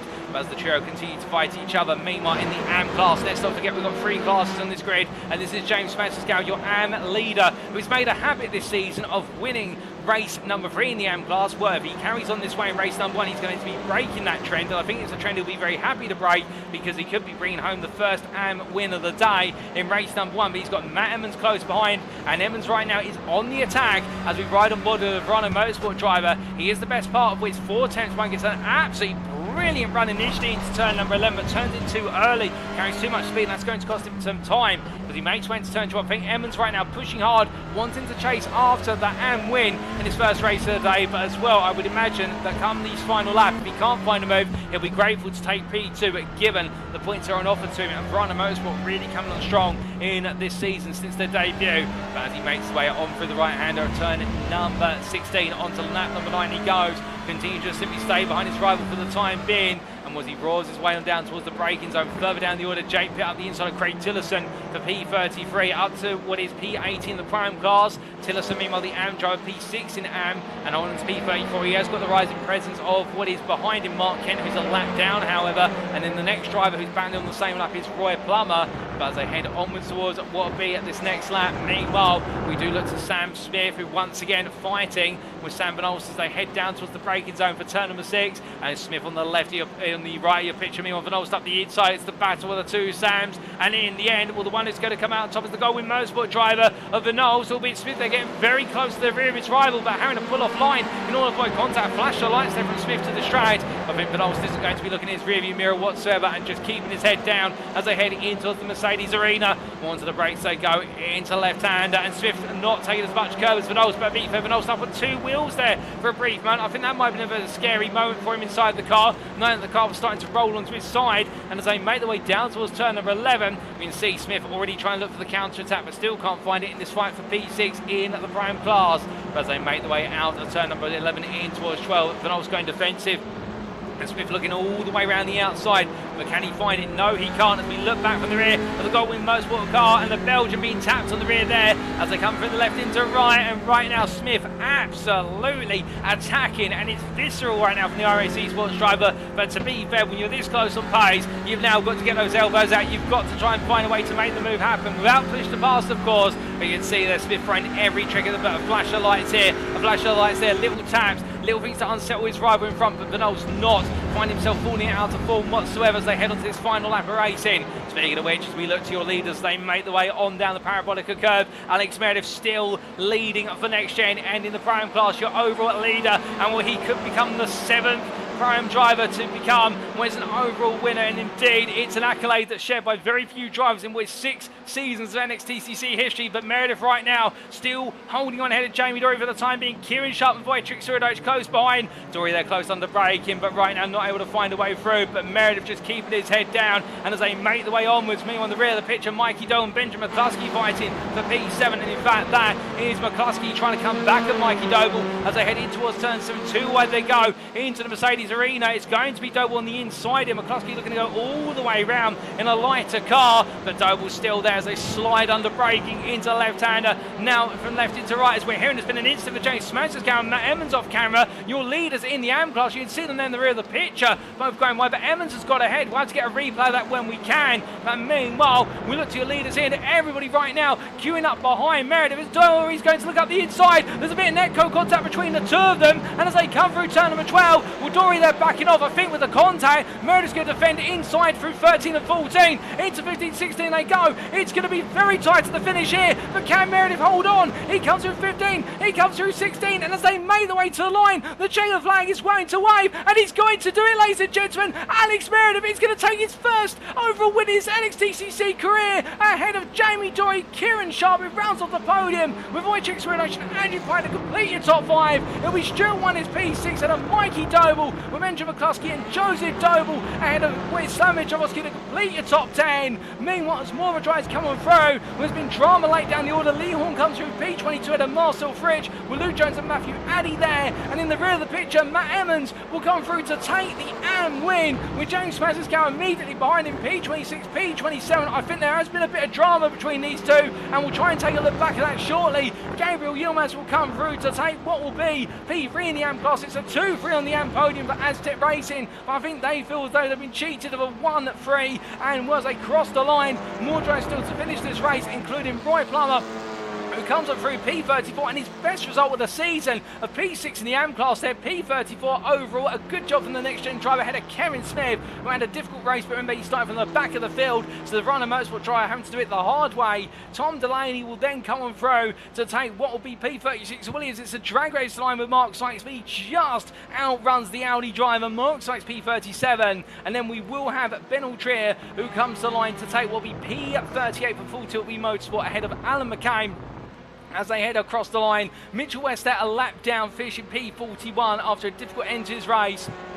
And Alan McCain will be your last lead lap finisher, P39 for iRacing Esports, and what has been a struggle for this first race today, but still plenty more to come. But meanwhile, ladies and gentlemen, as he makes his way on through, well, right now he's going to be absolutely jubilant in that car with Alex Meredith. I don't think he's going to quite believe that he's been able to bring home what was that overall win, and well, the Pro driver there also bringing home a class win, and well, he's never given up this season, and it shows that he's finally been rewarded for his perseverance and bringing home that win ahead of Jamie Dory by 2.5 tenths. And we're going into race number 2. He'll know it'll be back-to-back pole positions for the first 2 races of the day. way. And well, as he comes on through, Jamie Dory, your pro winner, but Kieran Sharp rounding off that overall podium ahead of Wojciech Swirydowicz. And meanwhile, in the AM class, Matt Emmons, as he makes his way in towards turns 13 and 14, a heavily wounded car there for the Verano Motorsport driver. And well, we do have a replay coming up as to what happened. And here it is, ladies and gentlemen, what defined the battle for the AM victory in race 1 on the final lap. So this was coming down towards the final corner. Smashes down the left of your picture on the inside. Contact initially with Emmons, who brings the car back under control. And as he does so, the car coming in, but not fully under control, getting the brakes on.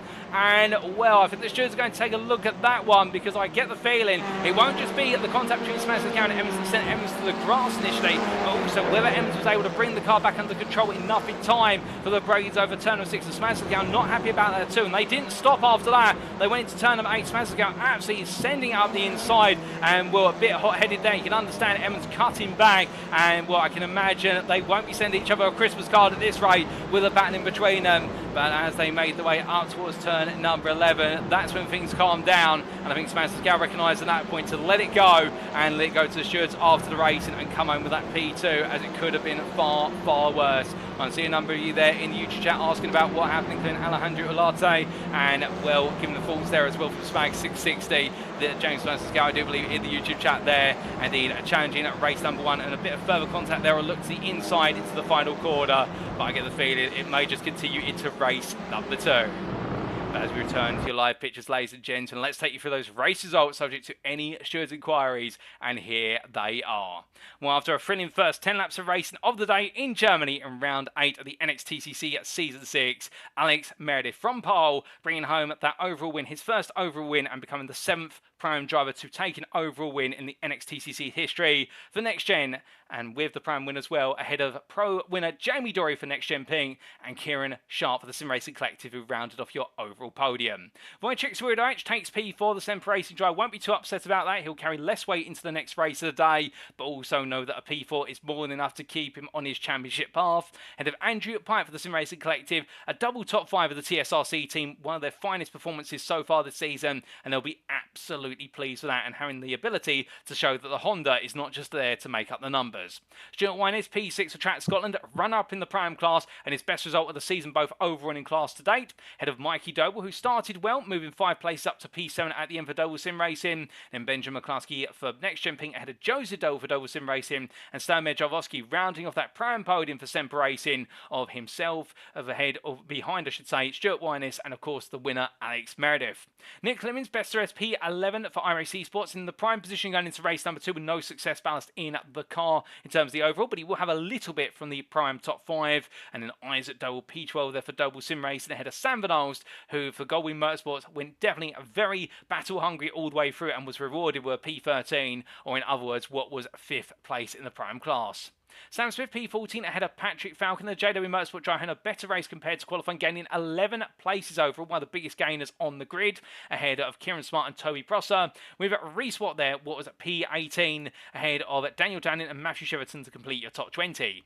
Adam Delmont P21 made some early gains, but lost out just as much as he gained, only 1 place gained in the end for the SO Next Gen Gold driver, ahead of Lee Horn. With Marcel Fritsch P23 showing some great battling grit, the WS Racing Esports driver. We look forward to plenty more in race number 2. And then Luke Jones P24 for JW Motorsport ahead of Matthew Addy, who completed your top 25. Matt Emmons, your AM winner there for Verano Motorsport ahead of James Francisco for Aztec Racing, but as I say, and I think you all agree with me, there might be some words in the stewards room after this race, given what happened towards the end as we saw on the replay, but we're not going to call who is responsible for that. At the end of the day, that's what the stewards are for.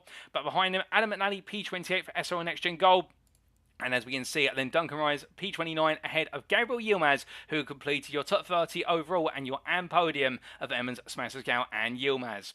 Behind the Aztec Racing driver, Darren Ilse, Ace of Spades, racing ahead of Jake Pitt for Aztec Racing. And then we see Craig Tillerson, P33 for Fusion Racing ahead of Roy Plummer, with Kevin Smith. They have started from the back of the field, making good progress to P35 for Verano Motorsport. And the next gen pair, Tom Delaney and Mark Sykes, P36, P37. Ben Altrier, P38, a difficult first race of the day. And the full tilt Motorsport drive being followed up by Alan McCain for iRacing Esports, who is your last lead lap finisher. Then finish a lap down the pair of Mark Kent and Mitchell West. 2 laps down to Jonathan Collins, 4 laps down to Daniel Fritz, and Luciano Witvoet, the only driver not to finish the race, as classified 9 laps down the end with the early retirement. That was race number 1 of the day, ladies and gentlemen. We've still got 2 more races to come in round number 8 of the NXTCC Season 6 as powered by IMB Racewear. And race number 2 is sure to be just as fiery, if not even more fiery, compared to race number 1. So don't go anywhere. You won't want to miss it, as we will see you shortly for our second race of the day. But not first without a word from our sponsor, and that is, of course, for this season, our title sponsor, IMB Racewear.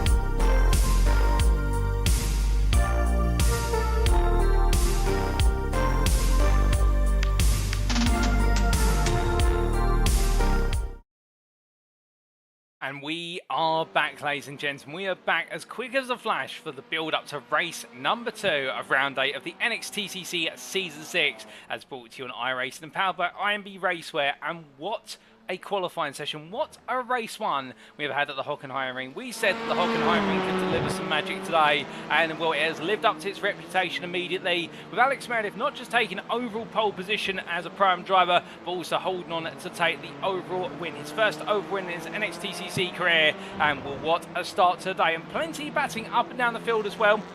Whether it be in the AM class between Matt Evans and James Smazerskow, or in the Prime class, we saw plenty of fighting from the likes of Slavomir Jalbowski, the Semper Racing driver, who definitely got his elbows out to have a great finish inside the top 15. And we also got to see some brilliant fighting between Daniel Downing and Reece Watt further down the order. They may have been fighting to stay at the bottom end of the top 20, but still to them, they'll feel like winners for their brilliant scrap. And well, that's what the racing is all about.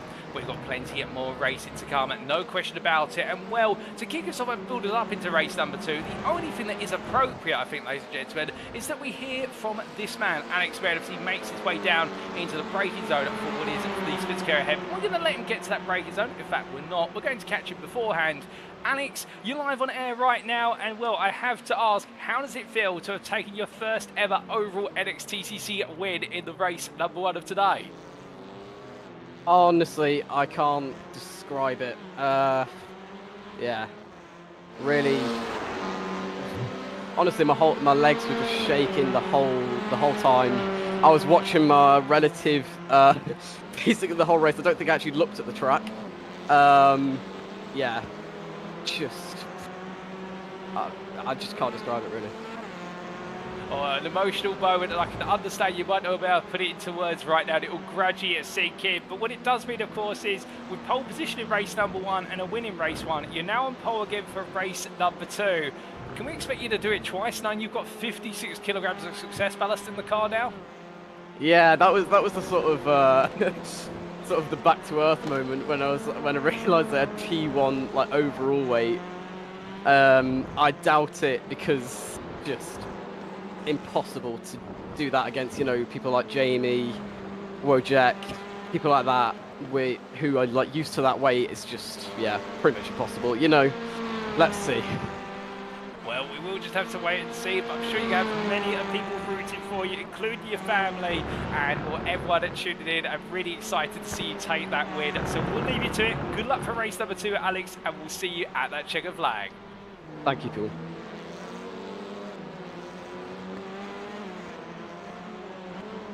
So hearing there from none other than Alex Meredith giving his thoughts on what has definitely been an emotional moment to take his first overall win. I know you're surprised at that, and he mentioned there spending practically all the time looking at his relative. Doesn't think he actually looked at the circuit. Well, perhaps a little bit of hyperbole, but you can understand why, ladies and gentlemen, in the fact that having to keep his head down and just keep ahead every step of the way. And well, also allude to the fact that it's going to bring him back down to earth with all the weight in the car. But I wouldn't be surprised if what he'll probably do is just settle in with that weight and see if he can hold on to a top 10 or at least a top 13. Because remember, after this race, we then do go to what is the reverse grid race, and it's a minimum of top 13 inverted, but can be as high as a top 23 inverted. And if you finish P13, you're guaranteed to be in that reverse grid, P13 or higher we should say, but P13 is the place you want to be, because you benefit arguably the most in that reverse grid regardless of what number is drawn. But as the drivers get set, we are only now seconds away of making our way to the grid once more. We do say hello there to Lewis Mason 07 in the YouTube chat, who says Mrs. Smazerskow says hi, and we do say hello to Mrs. Smazerskow as well, cheering on, I do believe, son James, and also the wider Aztec Racing family today. Great to see so many of you in the chat all getting involved, ladies and gentlemen. Well, it's time for us to get involved, because it's time for race number 2. So as our drivers make their way onto the grid for the second time today, this is how they'll line up. It'll be Alex Meredith who takes pole position for the second time today after the win in race number 1. And the NextGen driver will line up as they finish alongside Jamie Dory, who starts P2 for NextGen Ping. Kieran Sharp starts P3 for the Sim Racing Collective ahead of Wojciech Swirydowicz for Semper Racing. Keep your eyes out for the Drivers' Championship leader in the fact that he'll be looking now to attack with less success ballast in that Audi RS3. Andrew Pipe Muir starts P5 on the third rider for the Sim Racing Collective ahead of Stuart Winus for Track Scotland, who had a great race 1. Can he replicate it for race number 2 and continue the feed for the Scottish team, which is the best results of the season today? Mikey Doble starts P7 for Doble Sim Racing and made great progress in race 1. Will he be able to make more in race 2, or will he not be able to push forward? We'll have to C. He'll have the company of Benjamin McCluskey for NXTGEN Pink alongside P8. And then completing your top 10 is Double Sim Race's Joseph Doble and Stamir Jalowski, the Polish driver, started P10 for Semper Racing. And he got his elbows out in race number 1. We could expect plenty more of that in race number 2.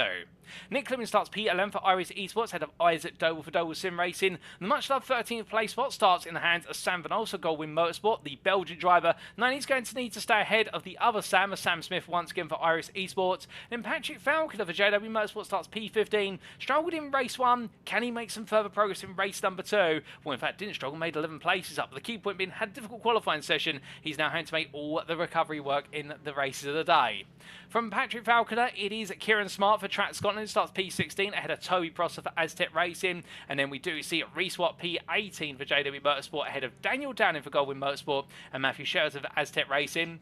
Adam Delman starts P21 for SRL NXTGEN Gold ahead of Lee Horn for NXTGEN. And then behind them on the grid, it will be what will be Marcel Fritsch for WS Racing Esports and Luke Jones for JW Motorsport. On row number 13, it's Matthew Addy for NXTGEN ahead of Matt Emmons for Verano Motorsport. And Matt Emmons will be taking your pole position ahead of James Smatsky-Gal for Aztec Racing. I think they've both been given a word after race 1, ladies and gentlemen, so they have been told to calm it down. We'll see how that plays out in the second race of the day. And the Aztec Racing driver will have for company on the 14th row, Adam McNally for SRL and NXTGEN Gold. Completing your top 30 will be the pairing of Duncan Rise for Goldwyn Motorsport and Gabriel Yilmaz for Aztec Racing. Keep your eyes out for what is the number 26 driver. He'll try and spear his way through the field to assist his teammate. And then we have Darren Ills P31 for Ace of Spades Racing ahead of Jake Pitt for Aztec Racing. McCrae Tillerson P33 for Fusion Racing ahead of Roy Plummer for NXTGEN. Kevin Smith starts P35 on your 18th row of the grid for Verano Motorsport, and he'll have the company of Tom Delaney for NXTGEN P36. And then we'll see on what will be row number 19, Mark Sykes for NXTGEN, who's got it all to do as a recovery driver in race 2 alongside Ben Altrier for Full Tilt Motorsport. Alan McCain starts P39 for iRacing Esports, and the pole sitter going into race 1, Full Tilt Motorsports, Mark Kent starts P40. He's got the hardest job of them all, with Mitchell West starting P41 for Mitchell West Performance ahead of Jonathan Collins for Whiskey Runner Racing. Daniel Fritz starts P43 for Whiskey Runner Racing ahead of Luciano Witvoet, who starts last but not least. And after a difficult qualifying session and race 1, can the World of Racing driver finally find some form in the second race of the day? Well, the field is set, ladies and gentlemen. We look down towards the front of it. We are only about 12 seconds away from going to lights out procedure. And as all of our drivers get themselves set, it's Meredith once again, but this time Jamie Dory joins them on that front row of the grid, and the field is all in position. They're all set. They're all galvanised to go racing once more. It's time to go racing again in Germany. But who will take the second win of the day? Will it be Meredith? Will it be Dora or someone else? There's 2 lights on. There's 3 on. There's 4 red lights. There's 4 red lights. And it's lights out and away we go as we get underway once again. And Alex Meredith this time has a slower start, as it is going to be Jamie Dory who looks up the inside into turn 1. Wojciech Swirydowicz wants to try to follow through as they go too wide into the opening corner. Dory does take lead initiative, bit of contact there as all the drivers roar and romp their way over that opening corner. Meanwhile, contact further back, there's drama there. And I believe for the second time today, Mark Kent has ended up in drama. And that's Ben Altrier, in fact, so they make the way out to speed. We'll get a replay of that shortly. Meanwhile, race leaders have gone through, and that's Wojciech Swirydowicz has found his way on around into lead. We're going to have a look back at that as well. He's about to sneak his way on around at turn number 2, and Wojciech Swirydowicz leads now as they roar their way on down in towards turns 5 and 6. But as they do head towards the braking zone, already less weight in the car, the best part of 20 kilograms removed from the number 80 Audi. But here comes Dory immediately back on the attack. He doesn't want to let Swirydowicz go, but Swirydowicz is going to say you've got no choice. And as they all make their way through, the hairpin, the blimp camera shine the magnificence of the field as they all come on for under braking. Everyone through, car going wide.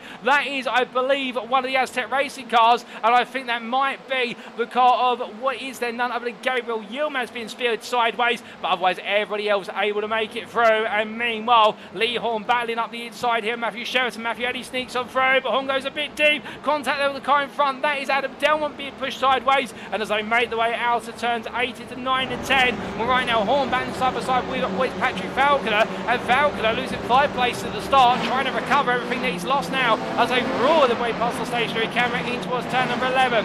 But as they do, in the field absolutely all going in here, and indeed I think right now tempers are only fired up even more. Well, meanwhile Luke Jones fighting side by side with James Smazerscow as he goes round the outside there, trying to take on the Aztec Racing driver. Smazerscow has the camber to his advantage, but the problem is he's now got the inside to outside line, and the Welshman of Jones just simply nailing it under braking there to turn 15 and cementing what is that 15th place spot in the prime class.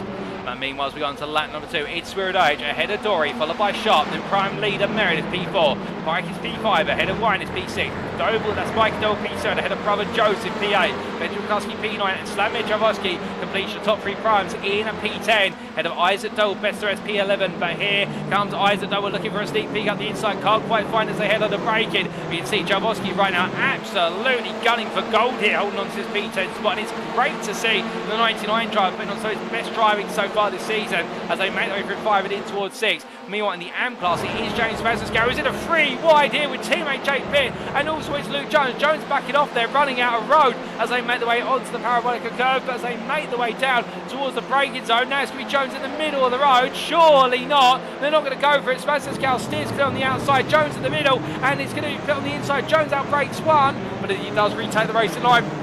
Pitt's going to be there, and as they all come under braking, no lockups as such. Alan McCain side by side with Duncan Rise as they head out to the hairpin. It's going to be McCain who gets ahead of McCain, going in 11 places so far. Meanwhile, just behind World of Races, Luciano Witvoet, World of Racing with no weight in the car and nothing to worry about. Goes full attack from P44. He's up to P30 already, and his target will be to get inside the top 20 as a minimum to put himself well with a good chance of being in that reverse grid. As the drivers make their way on through turns 9 and 10, right now the 60 driver's got a long way to go, and he'll be certain to know about it. As meanwhile, we look to Reese, who's having to try and create a train behind him, and that is Kieran Smart and Toby Prosser going side by side under braking behind him as they make their way through. That Prosser's going to go around the outside, Smart on the inside as he takes the lower line, but into turns 13 and 14 they go too wide left into right, and as they do, Sam Smith looks to try and part the seats between the two, decepts to the camera angle. Prosser goes to fence on the inside through 15, will hold it all the way around the outside through 16, but Smart will refuse to give in. Brilliant driving from the Scotsman here to fight for this position as they head up towards turn 1 for the third time of asking,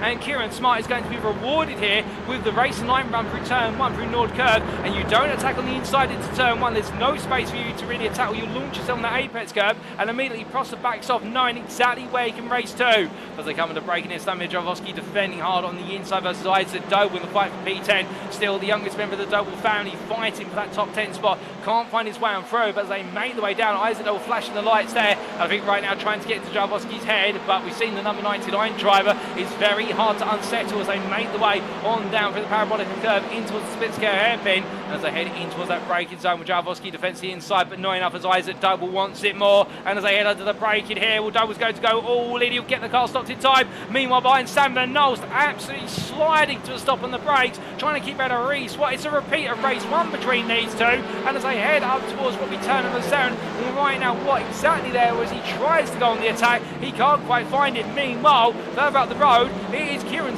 Sharp who's moved his way into P2 ahead of Jamie Dory, and that was made at turn number 8. As they made the way out to the right-hander at turn 10, Sharp now will know there's a 1.5 second gap to Swirydowicz, but Swirydowicz may just be able to pull away at this rate or not, given the fact he has been set in purple sectors. But Sharp here tries to chase after him, but meanwhile further back, Adam Delman still on the outside versus Prosser, and Prosser right now being made to work absolutely 2 for now in order to hold on, but Delman is going to carry the speed around the outside to the inside of 12. On the inside goes Smith almost there, losing the rear of the car under a brake and a bit of lift off oversteer it would look like, and as they make the way through turns 13 to 14, in the end no change between them, and Delman in the end makes the move count for P16, making progress still. Meanwhile, keeping you updated on the world of racing driver, Luciano Witvoet looking on the inside of James Smanskau, the AM leader, and well, the Dutchman looks up the inside, can't quite find it there, goes on the attack this time as they make the way out of the final corner. We ride on board with Witvoet as right now he could be someone to watch out for going into race. If he get himself into that reverse grid, he could be a huge force to contend with as he absolutely blasts his way over the apex curve there at turn 1, and with the suspension of that velocity is going to be feeling the pain up the inside of Smanskau and just charging through right now.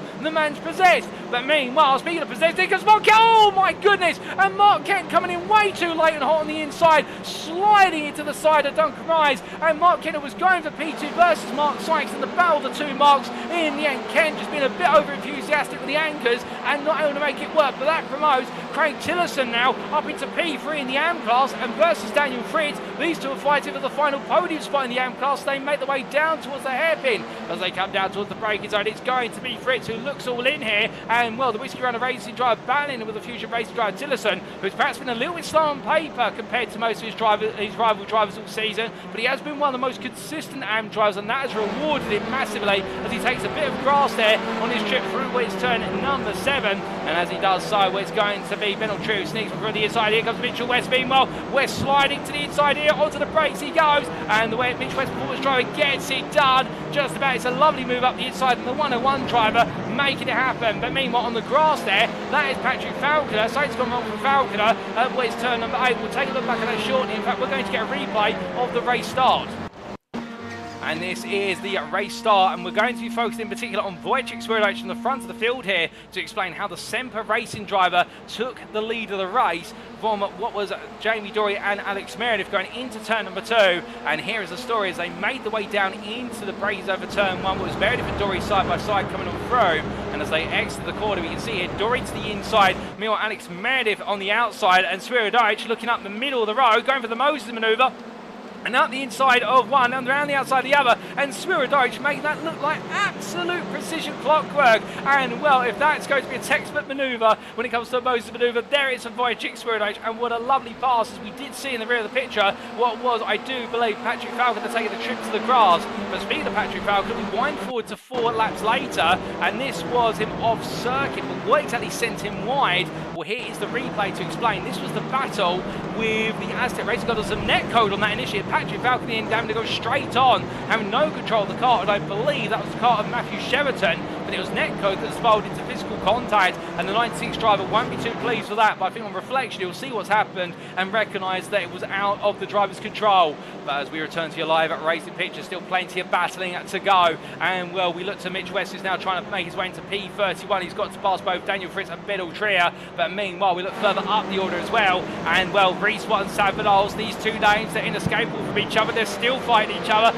but what is P12, P13? They're fighting for the right to be comfortably inside that reverse grid, and both of them right now want another place. It's going to be what we've Vidals up the inside of what as they make way for the right hander. Lock up there for the driver in front. That's Jaworski with a brake issue by looks of things, and as they come in towards turn number 12, Watt's still there, still defending hard as we ride aboard and look back from the rear of the JW Motorsport car, and with the Audi right now absolutely on the attack. A bit of contact there between Vidals and Smart trying to elbow his way around the outside of turn number 15, go for Sud curve, further elbows there for Vidals to return. This is touring car race in action, as you love to see it, and as they make their way out of 16 right now, Smart getting involved here and saying, don't mind if I play, gentlemen. I think Vidals right now might be running into his breath. Can you please go away? I've got my rival to deal with. Samir Jaworski is only one, he is a couple of hundredths up the road, and he's the P3 driver, so this is the fight really for the prime podium. But as they come down towards the braking zone going into the second half of this race, right now no change this time as they come into the right-hander, and instead staying as they were line astern. Meanwhile, Luciano Witvoet up the inside there of Adam McNally now to P21. The World of Racing driver is continuing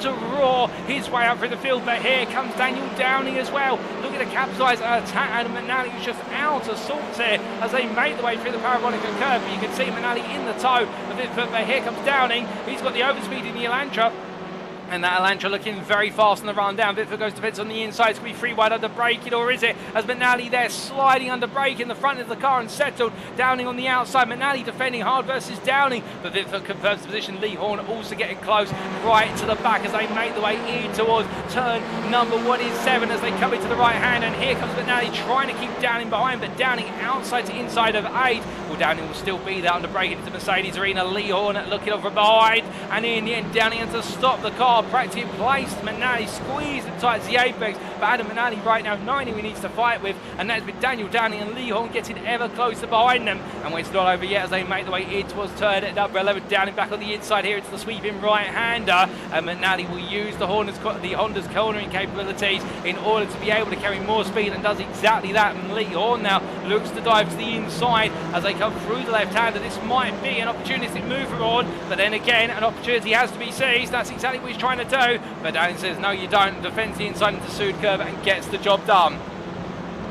As they make their way on to another lap. Meanwhile, we look back up the order, and in particular we look to Joseph Doble, who right now has got brother Mikey behind for company, and these two nose to tails. They make their way down towards turn at number 2, and the Doble Sim Racing team on for a very consistent set of points so far today if the race results continue as they're trending at the moment. So therefore I don't think they're going to be too sad about this, but at the same time as well I do wonder whether the brothers will swap places given the fact that Mikey looking a little bit faster at this time. But then again they've also got race 3 to consider, and they may majors want to work together to try and break away with Benjamin McCluskey. Meanwhile, in the Pro-Am lead battle, this is Alex Meredith right now holding on as they make their way down to braking. Well, as they do, that's Mikey Doble looking up the inside of Joseph Doble. Meanwhile, Alex Meredith's got Isaac Doble, who's carved in some space, as that is Stuart Winus for the pressure. Isaac Doble behind us, contact between Isaac Doble and Stuart Winus. Winus sent wide, and will flash his lights there. He's not too happy about that at all. And as they head in towards what is turn number 7, well, right now behind Samir Javosky and Stuart Winus fight each other. Javosky in the end seizing on the opportunity, and Winus right now will not be happy at all. But meanwhile, Javosky out the inside, Isaac Doble going deep, and I think Isaac Doble is giving the place back after the contact. Indeed, he is sportsmanship being shown there from Isaac Doble to give the places back to Stuart Winus. Of course, they will lose the place to Javosky, but at the end of the day, Isaac Doble definitely showed he's aware of what's happened and doesn't want it to end up like that. And Winus, I think, on reflection, will be very grateful to see that. But as they make their way up towards turn number 12, well, meanwhile, Adam Delmont behind looking around the outside of Sam Bernals. The Bernals right now still keeping his head down all the way through, and as they do, well, meanwhile, one of the drivers who's massively gained out of all this fighting is Reese Watton. I can see that Dradolkin in the YouTube chat cheering on Reese Watton, saying push, Reese, push, in the fact that JW Motorsport driver absolutely on the attack right now as he looks to hunt after Alex Meredith, who's got the maximum success balance of everybody here. What, for reference, ladies and gents, but doesn't have any weight in this car right now added to it. Meanwhile, Meredith has got 56 kilograms, and that is worth the best part of half a second a lap, if not more, as they come down in towards turn number 2. But Meredith's fast, but here comes Watt. He's looking to be faster on the brakes, and as they come through turn number 2, there's no way through. But Alex Meredith right now under huge pressure as we ride on board and look back from the Prime Race leader. This is the fight for P8 overall. Some major points on the line. You can see Watt is closing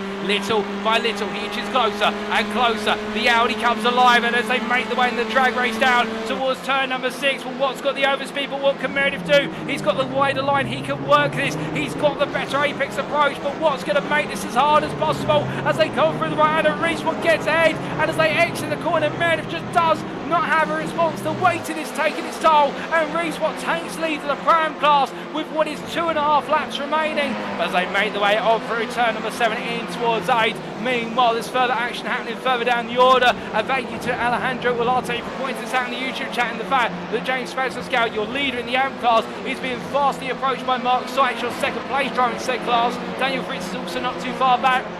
We could have a three-way fight for the lead of the M class at the end of this race, depending on how the primes between the drivers of Jones and Altria potentially intervene in this battle, but it's definitely started to build up to something special. But as they make the way on through, meanwhile, we do look back up the order, and this is Matthew Sheraton fighting with Matthew Addy. They're fighting for P17 or P8 of the prime class, but Luciano Witvoet says, don't mind if I do. He goes around the outside of one. Can he go around the outside of both of them here? And Sheraton's not going to back off too much as they come up through the S sequence of 13 and 14, but Witvoet once again showing his pro credentials, fighting to the inside to Sue curves. Sheraton's got a hold around the outside. Racing room is given and respect with it, but Luciano Witvoet in the end does get ahead, and brilliant driving there as he now races his way onto lap number 9. And Sheraton and Addy, I feel, are going to look at it and think, where on earth did he come from? And as they make their way through Nord Curve, well, right now Witvoet up to P17. It's 4 seconds to Sam Van Olsen. I think P17 was the furthest he could go in this race, but then again, to be fair, he'll be happy with that and know he's got a good chance of being in that reverse grid, as the numbers we've seen this season have typically been the higher numbers out of the Lottery Bowl. But as they make their way through turns 2, 3 and 4, meanwhile we look back to Kieran Sharp, your P2 overall driver, and it's getting very feisty at the front of the field. The Sim Racing Collect tries to Sharp and Pike together. Meanwhile, Jamie Dorham to defend as he goes deep, loses it under braking, and Mikey Doe slides up the inside, as does Joseph Doe, and Jamie Dorham in the end falling down the order to P6. Meanwhile, in the rear of the pitch, that's Stuart Winus and his teammate from Track Scotland, the Kieran Smart. They're exchanging places, albeit Winus holding on for now.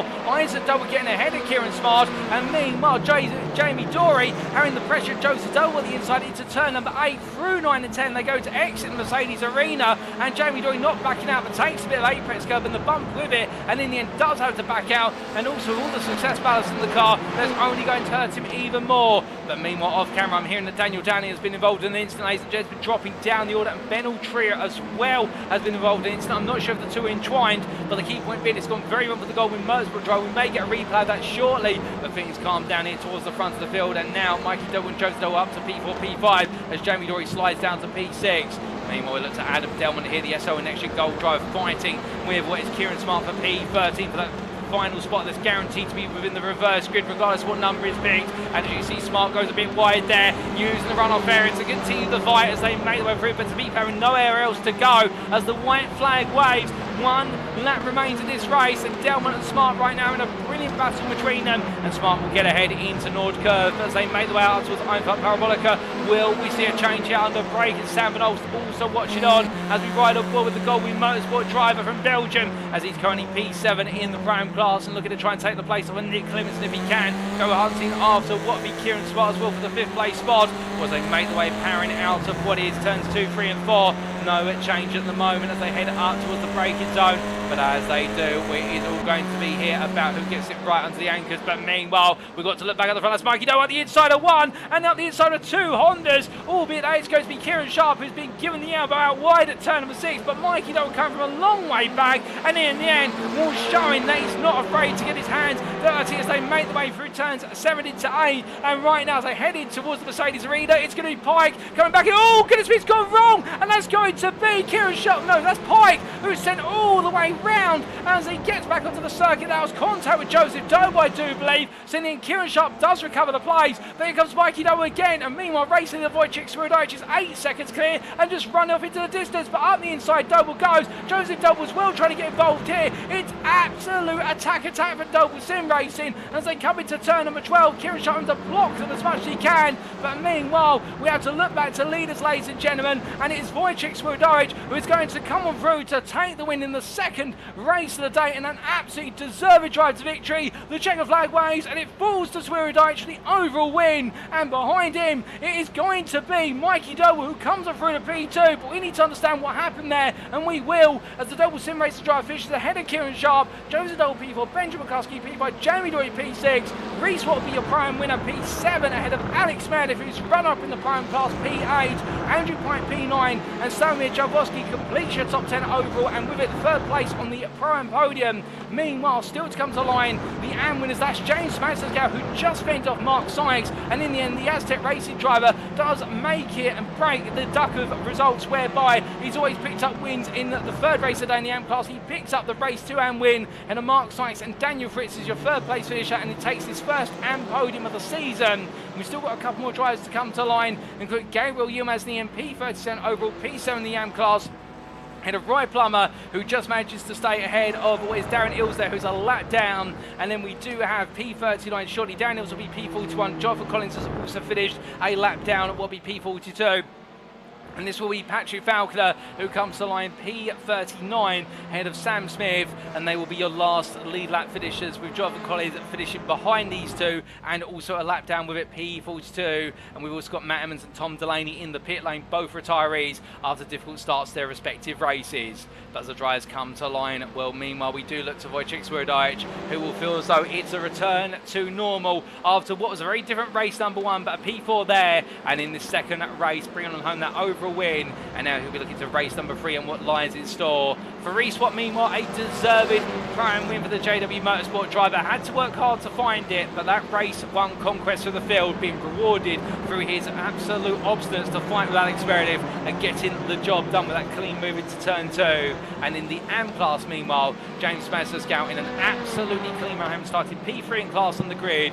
The Aztec Racing driver in the end making up for what happened in race number 1, and I think the 660 driver will know that whilst he can't get back the result from race 1, what he can do is carry forward into race 2, and that's exactly what he's done. But of course, the one big question that all of you will be asking at this point is what exactly happened at the end of the race in what was the battle for P2. And well, ladies and gentlemen, we bring you the replay. So this was the battle between Mikey Doe, Kieran Sharp, and also what was, I do believe, Andrew Pike down into turn 6. Now, initially, Mikey Doe at the inside of both drives, bit of contact there with what was Kieran Sharp, who's elbowed wide, but at the same time, keeping it clean, giving space to rejoin. But this is where it gets contentious down into what was turn number 8. So side by side they went, Doble on the outside here. You're going to see Sharp in the middle of the road, and here comes Joseph Doble in as it's 4 wide under braking. And I think in the end, well, Andrew Pike losing a bit of control under braking there and finding himself in a 4 wide, not recognising it, and that's what sent what was Andrew Pike wide. We'll get a replay of his perspective in that instant, but then the battle continued here as they made the way down, and at this point everybody's battling hard, looking for places left, right and centre as they made the way into turn number 11. Further contact there, a small rub between Doble and what was at the time Kieran Sharp, but under braking, Joseph Doble also get involved here, and in fact they made the way for the left hand. That was Mikey Doble on the inside, we should point out. Joseph Doble was ahead at that point, so getting our drivers a little bit mixed up there, but Mikey Doble getting backhead and into the final corner. Mikey Doble dive into the inside, space being given, and well, it was Mikey Doble and Kieran Sharp all the way through the final corner to take what was that checker flag, but goodness me, the battle between them absolutely coming on through in close succession, and a brilliant battle between them. But that battle from what was Andrew Pike's perspective, we jump aboard at the point of the incident, and imagine you're full wide with Andrew Pike in this situation. And well, coming down to the braking zone here, he's missed his braking point in fact, and in the end reacted to Joseph Doble on the inside. He couldn't do, as I think he was focused on trying to get the car stopped, and got clipped by the front bumper of Joseph Doble, and that's what ended the race further down the order for the 57 driver. As we return to your live racing pictures, ladies and gentlemen, the circuit has fallen silent. It's time for us to give you those race results, subject to any stewards' inquiries, and here they are. So after another 10 laps of racing in round 8 of season 6 of the NXTCC, powered by IMB Racewear, Wojciech Swirydowicz taking the win in our second race of the day for Semper Racing by almost 9 seconds over Double Sim Racing's Mikey Doble in a closely fought battle for P2 between himself and Kieran Sharp for the Sim Racing Collective P3, Joseph Doble P4 for Double Sim Racing, and Benjamin McCluskey and Jamie Dory for NXTGEN Ping. Outside the top 6 is your prime winner, Reese Watt P7 there for JW Motorsport in his great fight with Alex Meredith, who was the runner-up in the prime class P8 for NXTGEN. The Sim Racing Collector's Andrew Pike P9 after that unfortunate incident of the Mercedes arena on the final lap, and Slamir Javoski completing your prime podium in your top 10 overall for Semper Racing at P10.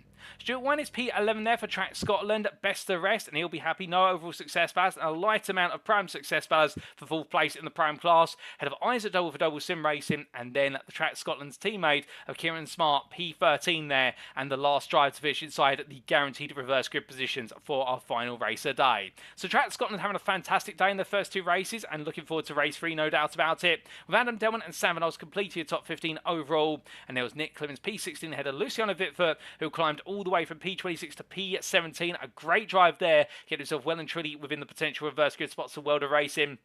Matthew Sheraton P18 for Aztec Racing, and then your top 20 being completed by Matthew Addy and Adam McNally. Lee Horn P21 for NXTGEN, not quite able to find the pace today, it would seem, in the first 2 races, ahead of Jake Pitt for Aztec Racing, and Pitt's teammate Toby Prosser P23, ahead of Duncan Ray's P24, Alan McCain P25, and Daniel Downing for Goldwyn Motorsport P26 ahead of Luke Jones, and well, in fact, Luciano Witvoet saying started P44, goodness me, I'll get my drivers mixed up here with the gains made by Patrick Falkner, and saying he forgives me in the YouTube chat, and I do apologise at Luciano. Indeed, goodness me, my memory's getting old today. But then we could see Luke Jones P27 ahead of James Spanserscow P28 for Aztec Racing, and your AM winner there ahead of Mark Sykes. Close between them, only 3 attempts at line, but Sykes taking P29 for NXTGEN. And then Ben Altrier separating the AM podium finishers, with Daniel Fritz taking his first AM podium of the season at P31 there for Risky on a Racing overall, but more importantly P3 on the AM podium. Mitchell West P32 in a good race for the Mitchell West performance driver after the difficulties of race 1. Head of Full Tilt Motorsports Mark Kent, who had a difficult start to the race but still finished P4 in the AM class, head of Craig Tillison. And then we're going to see Marcel Fridge, Kevin Smith, Gabriel Yilmaz, Roy Plummer, and what was Patrick Falcon and Sam Smith to complete your top 40, but also your finishers on the lead lap. Darren Hills and Jonathan Collins a lap down, P41, P42, and then you had your retirees of what was Matt Emmons 2 laps after the race started and 1 lap after the race started for Tom Delaney. So 44 starters, of which 42 finishers, and 40 of them on the lead lap. And well, goodness me, ladies and gentlemen, what a second race a day we've had. But we've got one more to come, of course. Race number 3 is just around the corner in the NXTCC at Season 6 round number 8. And that brings us to the big old question, which is, where is the reverse grid going to be taken from? And well, to answer that, we of course have to come to the commentary booth. A good evening to you all. I hope you're doing well and enjoying the racing so far. It's great to see so many of you tuning in. And for the uninitiated, this is the NXTGEN Racing Lottery Bowl. It's got the numbers 6 through 12 into it, and very shortly we'll close our eyes, shuffle the balls around and draw 2 out of the bowl, add them together, and that's where we'll reverse the grid from. So without further ado, let's do the reverse grid. So we start off with the shuffle, and we draw our first ball out of the bowl, and it is going to be The number 12. So we are looking at one of the bigger reverse grids for today, ladies and gentlemen. So it's going to be interesting, and it effectively guarantees that Luciano Witvoet has earned his place in that reverse grid. We can go a minimum of P18 now. But what will be the other number? Well, the shuffle is done, and the draw is in. And it is going to be with the number 12. The two opposite ends of the spectrum, so we could have predicted it. It is 6 and 12, making P18, which means Matthew Sheraton is your reverse grid pole sitter, and Luciano Witvoet has earned his right to start on the front row alongside him. It's going to be an exciting final race today. No AMs in that reverse grid, unfortunately, but plenty of prams and pros to mix things up, and we will be back for the build-up to all that action in approximately what will be at 5 to 6 minutes time. So with that, ladies and gentlemen, we'll see you shortly, but not first, of course, without a word from our sponsor, IMB Racewear.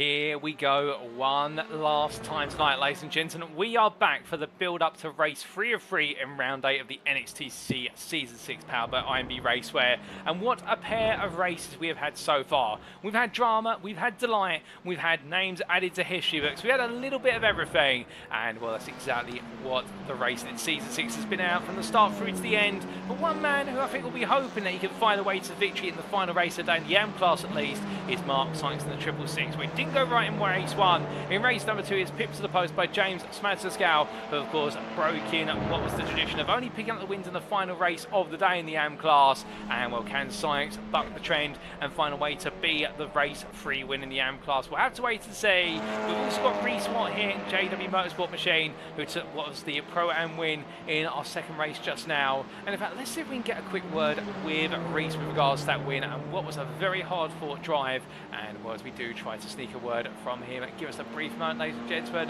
And in fact, we might just be able to get a patch through from the car of what is Reese Watt, as we do now get into the patch through. Reese, have you got a minute for a quick word?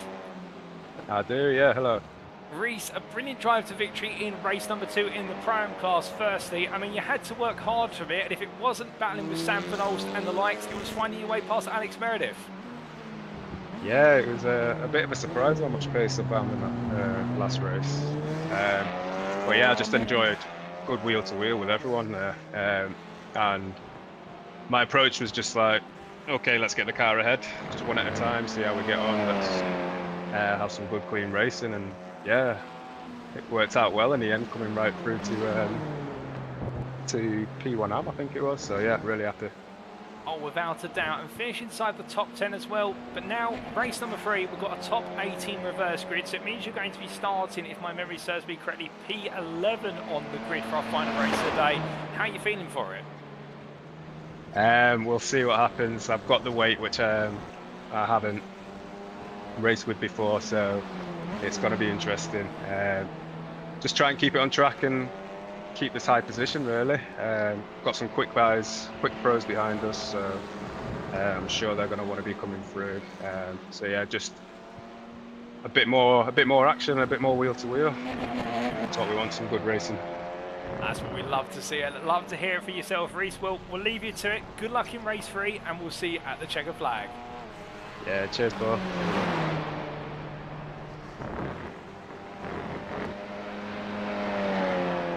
So hearing there from Reese Watt talking about his experiences in what was race number 2 and that surprise victory. And well, surprise, surprise, it's time for us to transition into race number 3, ladies and gentlemen. And as we look at Alex Meredith, we're looking to come back at Watt as quickly as possible. Will it be Watt or will it be Meredith who takes the Pro-Am win, or will it be a different name? Well, we'll find out now as our drivers make the way to the grid. And well, speaking of taking you through that grid, let's walk you on through it. So as the grid appears on screen, this is how they'll line up for the final race of the day. It will be Matthew Cheverton who takes reverse grid pole position for that top 18 inversion for Aztec Racing and finds himself joined on the front row by the man who's perhaps worked the hardest today to get himself there, Luciano Witvoet for World of Racing, who after starting P44 in race 2, now starts P2 in race number 3.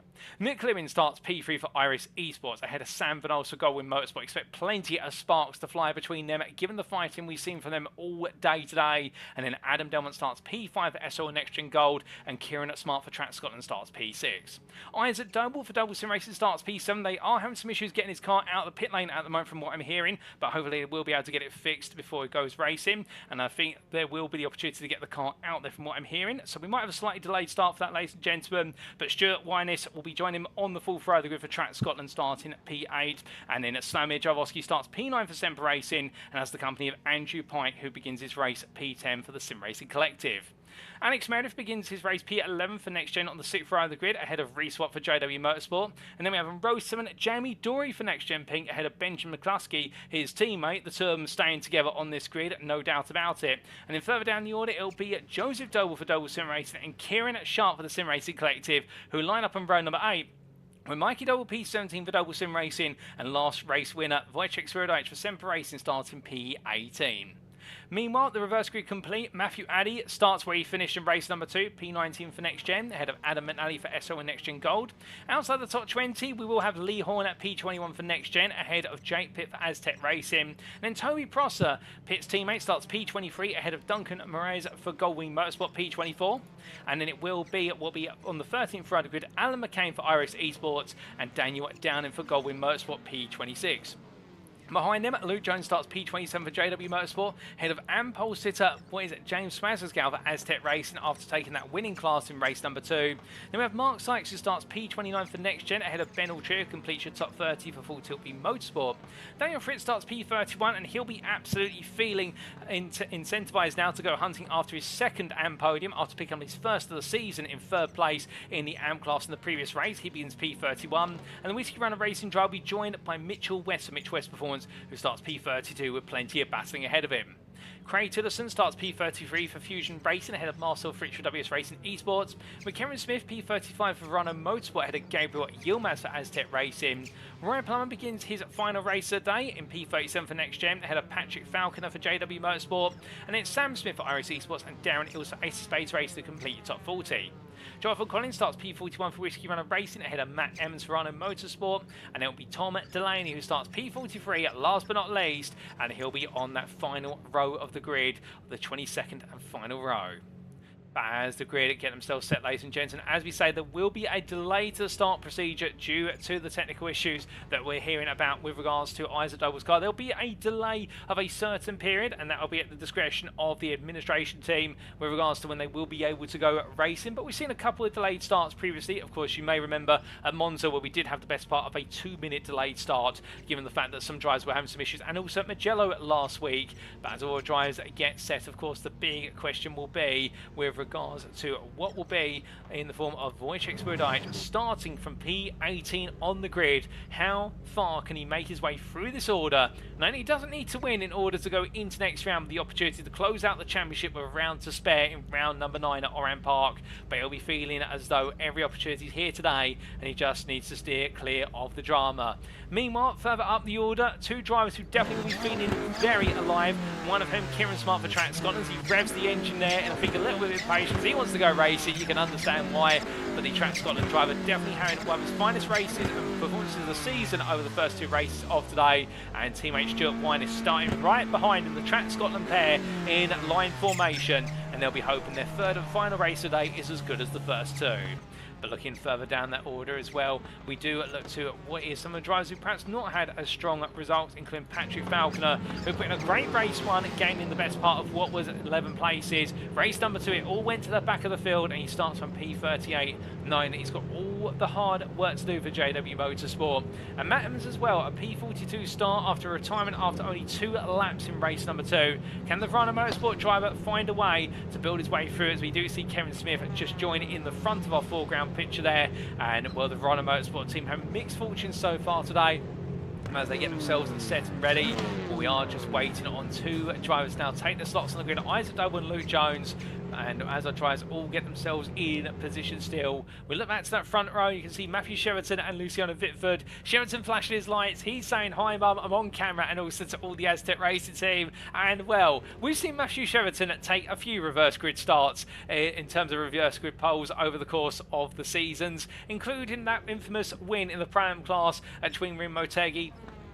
And we have had confirmed, ladies and gentlemen, that the 30-second start procedure is now about, well, it's getting underway now, so we are 30 seconds out, if less. But Matthew Sheraton at Hockenheimring Motegi brought home an overall win after absolutely digging in hard. And well, will it be him or will it be Witvoet who bring home the overall win, or could it be a driver from behind? Well, we're about to find out as the lights are getting ready to go on, and as all the drivers get set, and Catherine Meredith wishing Alex Meredith, if not everyone, the best of luck. We look to Matthew Sheraton, the lights are going on for all 43 cars, it's the final race of the day, the sun's setting, it is going to be 5 rear lights And now they go for the final race in round 8 of the championship, and Matthew Sheridan gets a brilliant start as Luciano Witvoet meanwhile tucks in behind, has a poor start by comparison. The Audi is through into lead as they make the way into turns 1 and 2, but as they do, an overdrive's right now on the attack. No major incidents so far, a couple of 2-3 wides there, we see getting very close. Meanwhile Marcel Fritsch turns sideways there in the rear of the picture, gets it back under control but off racing line, and as they make their way down to the braking zone for turns 1 is 2, 3 and 4. Well, meanwhile Sheridan under intense pressure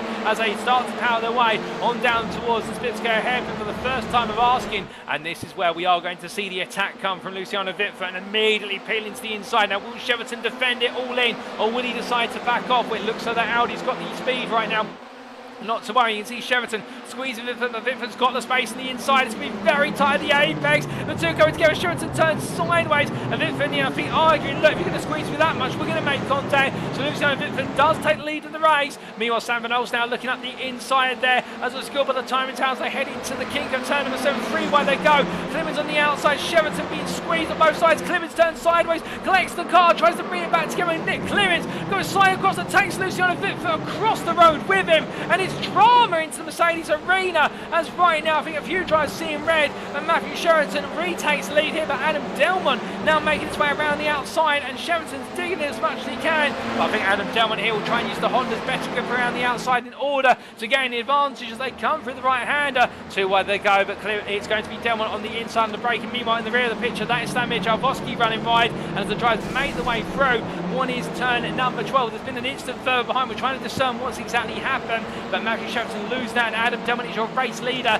as they head into turn 15. But as they do, roaring the way through, and it has been a very tense and dramatic open lap, one of which we're going to have to get some replays of, no doubt about it. Well, after 1 lap of racing, it's Delmont who leads, and a prime leader Sheridan, followed by Van Olst, then Doble, that's Isaac Doble, ahead of Winers, followed by Jamie Dory, Kieran Smart, Benjamin McCluskey, Prix, Wojciech Swirydowicz, that's your top 10, and then Adam McNally P11 as they make their way onto another lap. Meanwhile, Am lead is still in the hands of James Smatsescal, who's ahead of teammate Gabriel Yilmaz by 2 places, and then Kevin Smith is P3. Meanwhile, Mark Sykes looking at battle here with Jonathan Collins after a poor start for Mark Sykes, making progress now as he battles his way past ex-teammate and now the next gen drive banner with the Risky Runners Racing Machine. 2 wide they go into Uncut Parabolica, but as they come out of the right-hander into the left, where it's going to be Sykes, and the Audi now starts to pull away little by little despite the weight of the car. He'll feel as though the car's got the pace, and that Audi an absolute monster on the straights. As they make the way on down, and meanwhile Kevin Smith in front there, the 3rd place Amdrive flashing his lights, trying to get into the head of Ben Trier, and well, I don't think it's going to work as he continues to flash. Smith going late on the brakes here, Trier in the end, gives the space, and Kevin Smith absolutely pinpoint precise there, a beautiful move under braking up to P24, and will Ben Trier in the end having no answer other than to give him the space, and Smith showing just how strong the brakes are on that Honda compared to the Elantra. But as they make the way in towards the Mercedes arena, well, meanwhile we look a little bit further back, Patrick Falconer making his progress here as he looks around the outside of Kieran Sharp. Sharp with a heavily damaged car, and that will have been for one of the open lap incidents that we didn't quite see on camera, which we'll try and get a replay of in due course as to what exactly has happened in order to cause Sharp to lose his front bumper. But as the drivers calm things on down here, well, as they roar the way in towards turn at number 11, it is going to be Falconer making his way past Sharp, and Sykes and Tillotson battling behind as we can see Smith now flash his lights once again, trying to get into the head of Trier. Well, Trier back ahead of him there, and that would have been at the turn 8 corner. But meanwhile, we look from them to Mikey Doble fighting with Jane Pitt as he gets up the inside to turn 15, the number 1 driver here, not making anywhere near as much progress. And in fact, a lot of damage on the car there for Mikey Doble, so I imagine this is now a damage limitation race, and really that has been the story of what's the first half of his season, with a number of misfortunate incidents that Doble was involved in, and our replays will definitely show the story as that. And speaking of which, we do have a replay of the open lap incident, starting with the Witvoet Clemens incident. And this was Clemens being taken across the road in after that initial moment and the 3 wide between himself, Sheridan and Van Olst. And well, then afterwards, what exactly happened to Mikey Doble? Well, at the time he was batting in a 3-4 wide as Clemens rejoined, so did Witvoet as they made the way on through. Now I think we are going to see here Stamir Jalbowski be sent wide through the corner in front, and in fact he loses the rear of the car there. That's from his own volition, goes to rejoin. Oh goodness me, it all kicked off there. Aztec racing car off, also Witvoet and Matthew Addy, and then oh my good lord, and that's what happened to Mikey Doble with what was a teammate, I do believe, of Joseph Doble, who was sent sideways. Now what caused Joseph Doble to go sideways? that's another question that we need an answer to, and I think we might be able to get the replay of that as they made their way into the braking zone. And here it was, too wide here with the Sim Racing Collective car, came into contact in the end, and that explains what happened to Kieran Sharp. Jones Doble sent to the wall, Doble in no control of the car at that point, and Mikey Doble the unfortunate victim. Toby Prosser went wide in the rear of the picture, and I think that was side-to-side contact. That explains your open lap instance. But as we return to live racing pictures now, and the drivers continue to charge on. Mikey Doble still a wounded car, just trying to get him through as he runs wide then. That damage really picking up very rapidly indeed as they make the way under braking. Meanwhile, Alan McCain being passed there by Luke Jones on the inside, or is he? As in fact McCain now holds the outside line out of 12 to the inside of 14 he goes, and McCain retakes P19 off of Jones, and will definitely show him there his intelligence in order to know exactly where to place the car in order to be able to get the best possible move to make sure he doesn't lose out. Meanwhile, off camera, I'm hearing that Matt Emmons has been towed to the pit, so has Toby Prosser, for respective instance. So a number of drivers having a lot of misfortune in this final race today, as McCain on the attack versus Pid as they made the way through turn number 1. As we ride on board here with the 2-1-2 drive from Northern Ireland as they head on down towards the braking zone for turn number 2. Well, McCain close in the Hyundai Elantra, but not able to find the move. Goes a bit deep there because he's got Jones up his inside, who you can't see on camera at the moment. He's on the right of the drive from the perspective we're looking at, but Jones losing out in the exit of turn 2-3, and McCain able to reconsolidate the position and go back on the attack versus Pid as they power their way on down towards the Spitzker hairpin. Meanwhile, further up the order, this is Jamie Dory battling with Stuart Wyness. Meanwhile, Sam Van Olsten and Isaac Doble side by side as they come out of turn number 6, and we're in the end Van Olsten getting ahead as Doble's going to tuck in behind, and Van Olsten holding on for now to P3 or P2 in the prime class, but I think he's going to be concerned that Isaac Doble's looking every which way to make that move happen. And to be fair, young Isaac, whilst he may be one of the youngest drivers on this grid, there's a reason why he's in the pro class after taking the prime championship in season 5, and will have picked up already one overall win this season. The Doble Sim Racing driver here definitely showing he's here to stay in that pro class. Meanwhile, behind Reece Watt looking to make some further progress versus Kieran Smart. 2 wide, they're going to turn 11, and it's a lovely move from Smart initially to defend. Can he commit it all the way to the inside of 11? Yes, he can. But remember, Watt here will have the higher camber line. Oh, he's got to be careful going too high as it starts to go off camber at that point. Still side by side as they make their way through turns 12 and 13. Neither driver willing to give up, but Watt will have the inside now for the pursuit curve. But Smart will be given the space. He'll run a bit wide here. He's got to be careful of that exit curving. The fact can unsettle the car. And Wojciech Swirydowicz not too far behind to look to get involved as Reece Watt does finally get ahead to P8. But here comes Smart once again as we ride on board and look back from the rear of Reece Watt's car as they head under braking into turn 1. And as they do a bit of a bounce off the curve on the apex there for Smart, but not too much to unsettle the car. And as they make their way in towards what will be the braking zone for turn number 2. Well, meanwhile, off camera, I'm hearing there's been a bit of an incident that Andrew Pine has been down at P31. Daniel Downing as well, gone a long way down the order. So I think the 2 drivers had a bit of an altercation at turn number 15, from what I'm hearing. And in fact, we might be able to get a replay of what's happened there shortly. But Reece Watt holding on as meanwhile Wojciech Swirydowicz the maximum success balance in the car. 9, he's got to pick his moves and pick them carefully in order to make the progress as they head in towards turn number 6. Looking to the inside here. Will he go all in on the brakes? I think he will, and I think Smart's going to see it coming, but he'll have the outside line. Smart's on the stronger line, arguably. If he can get the power down, Swirydowicz still there, and that Audi absolutely glued to the accelerator now as they head in towards Mercedes Arena. You can see that Smart just getting back ahead. Through the right kick they go. 2 wide in towards Mercedes corner then. Swirydowicz is going to have to work some magic here as meanwhile there's been a bit of an incident in front. Jamie Dory being sent sideways there at Mercedes. I wonder if there's some contact with Stuart Wyness that led to that, or whether it's a mistake of his own volition. But meanwhile, Wojciech Swirydowicz getting the move done there versus Kieran Smart through Mercedes and up to P9. But as they make the way on through in towards the stadium section now, we take a look back at what exactly happened to Daniel Downing and Andrew Pike. Well, this is Daniel Downing gradually making his way into the pits. The incident's already occurred well before this, and in fact I think it's been a multi-car incident, and this does explain it. Smoking car from Daniel Downing, so as they made the way through, Downing just trying to steer clear, and as the smoke beckoned Ben Ultrier in the end up the inside of Andrew Pine, and I think trying to go 3 wide through the Sud curve and not recognise it, and in the end, oh my good lord, and everyone careening into the scene of the incident. The road blocked, and a lot of drivers had to take to the runoff area there or the drag strip in order to be able to avoid the contact. But a difficult one there. I think Ben Ultrier on reflection, I think will be feeling as though that perhaps looking around the outside it didn't quite work, but then again he may not have been aware that he did have the Sim Racing Collective Honda there in that moment in time. But as they make the way on around back on your live pictures, where it's definitely been a dramatic start or opening half the race, we've still got plenty more to go. And well, as the drivers continue to push on, we also do have what happened to Jamie Dory only moments ago to take a look back at.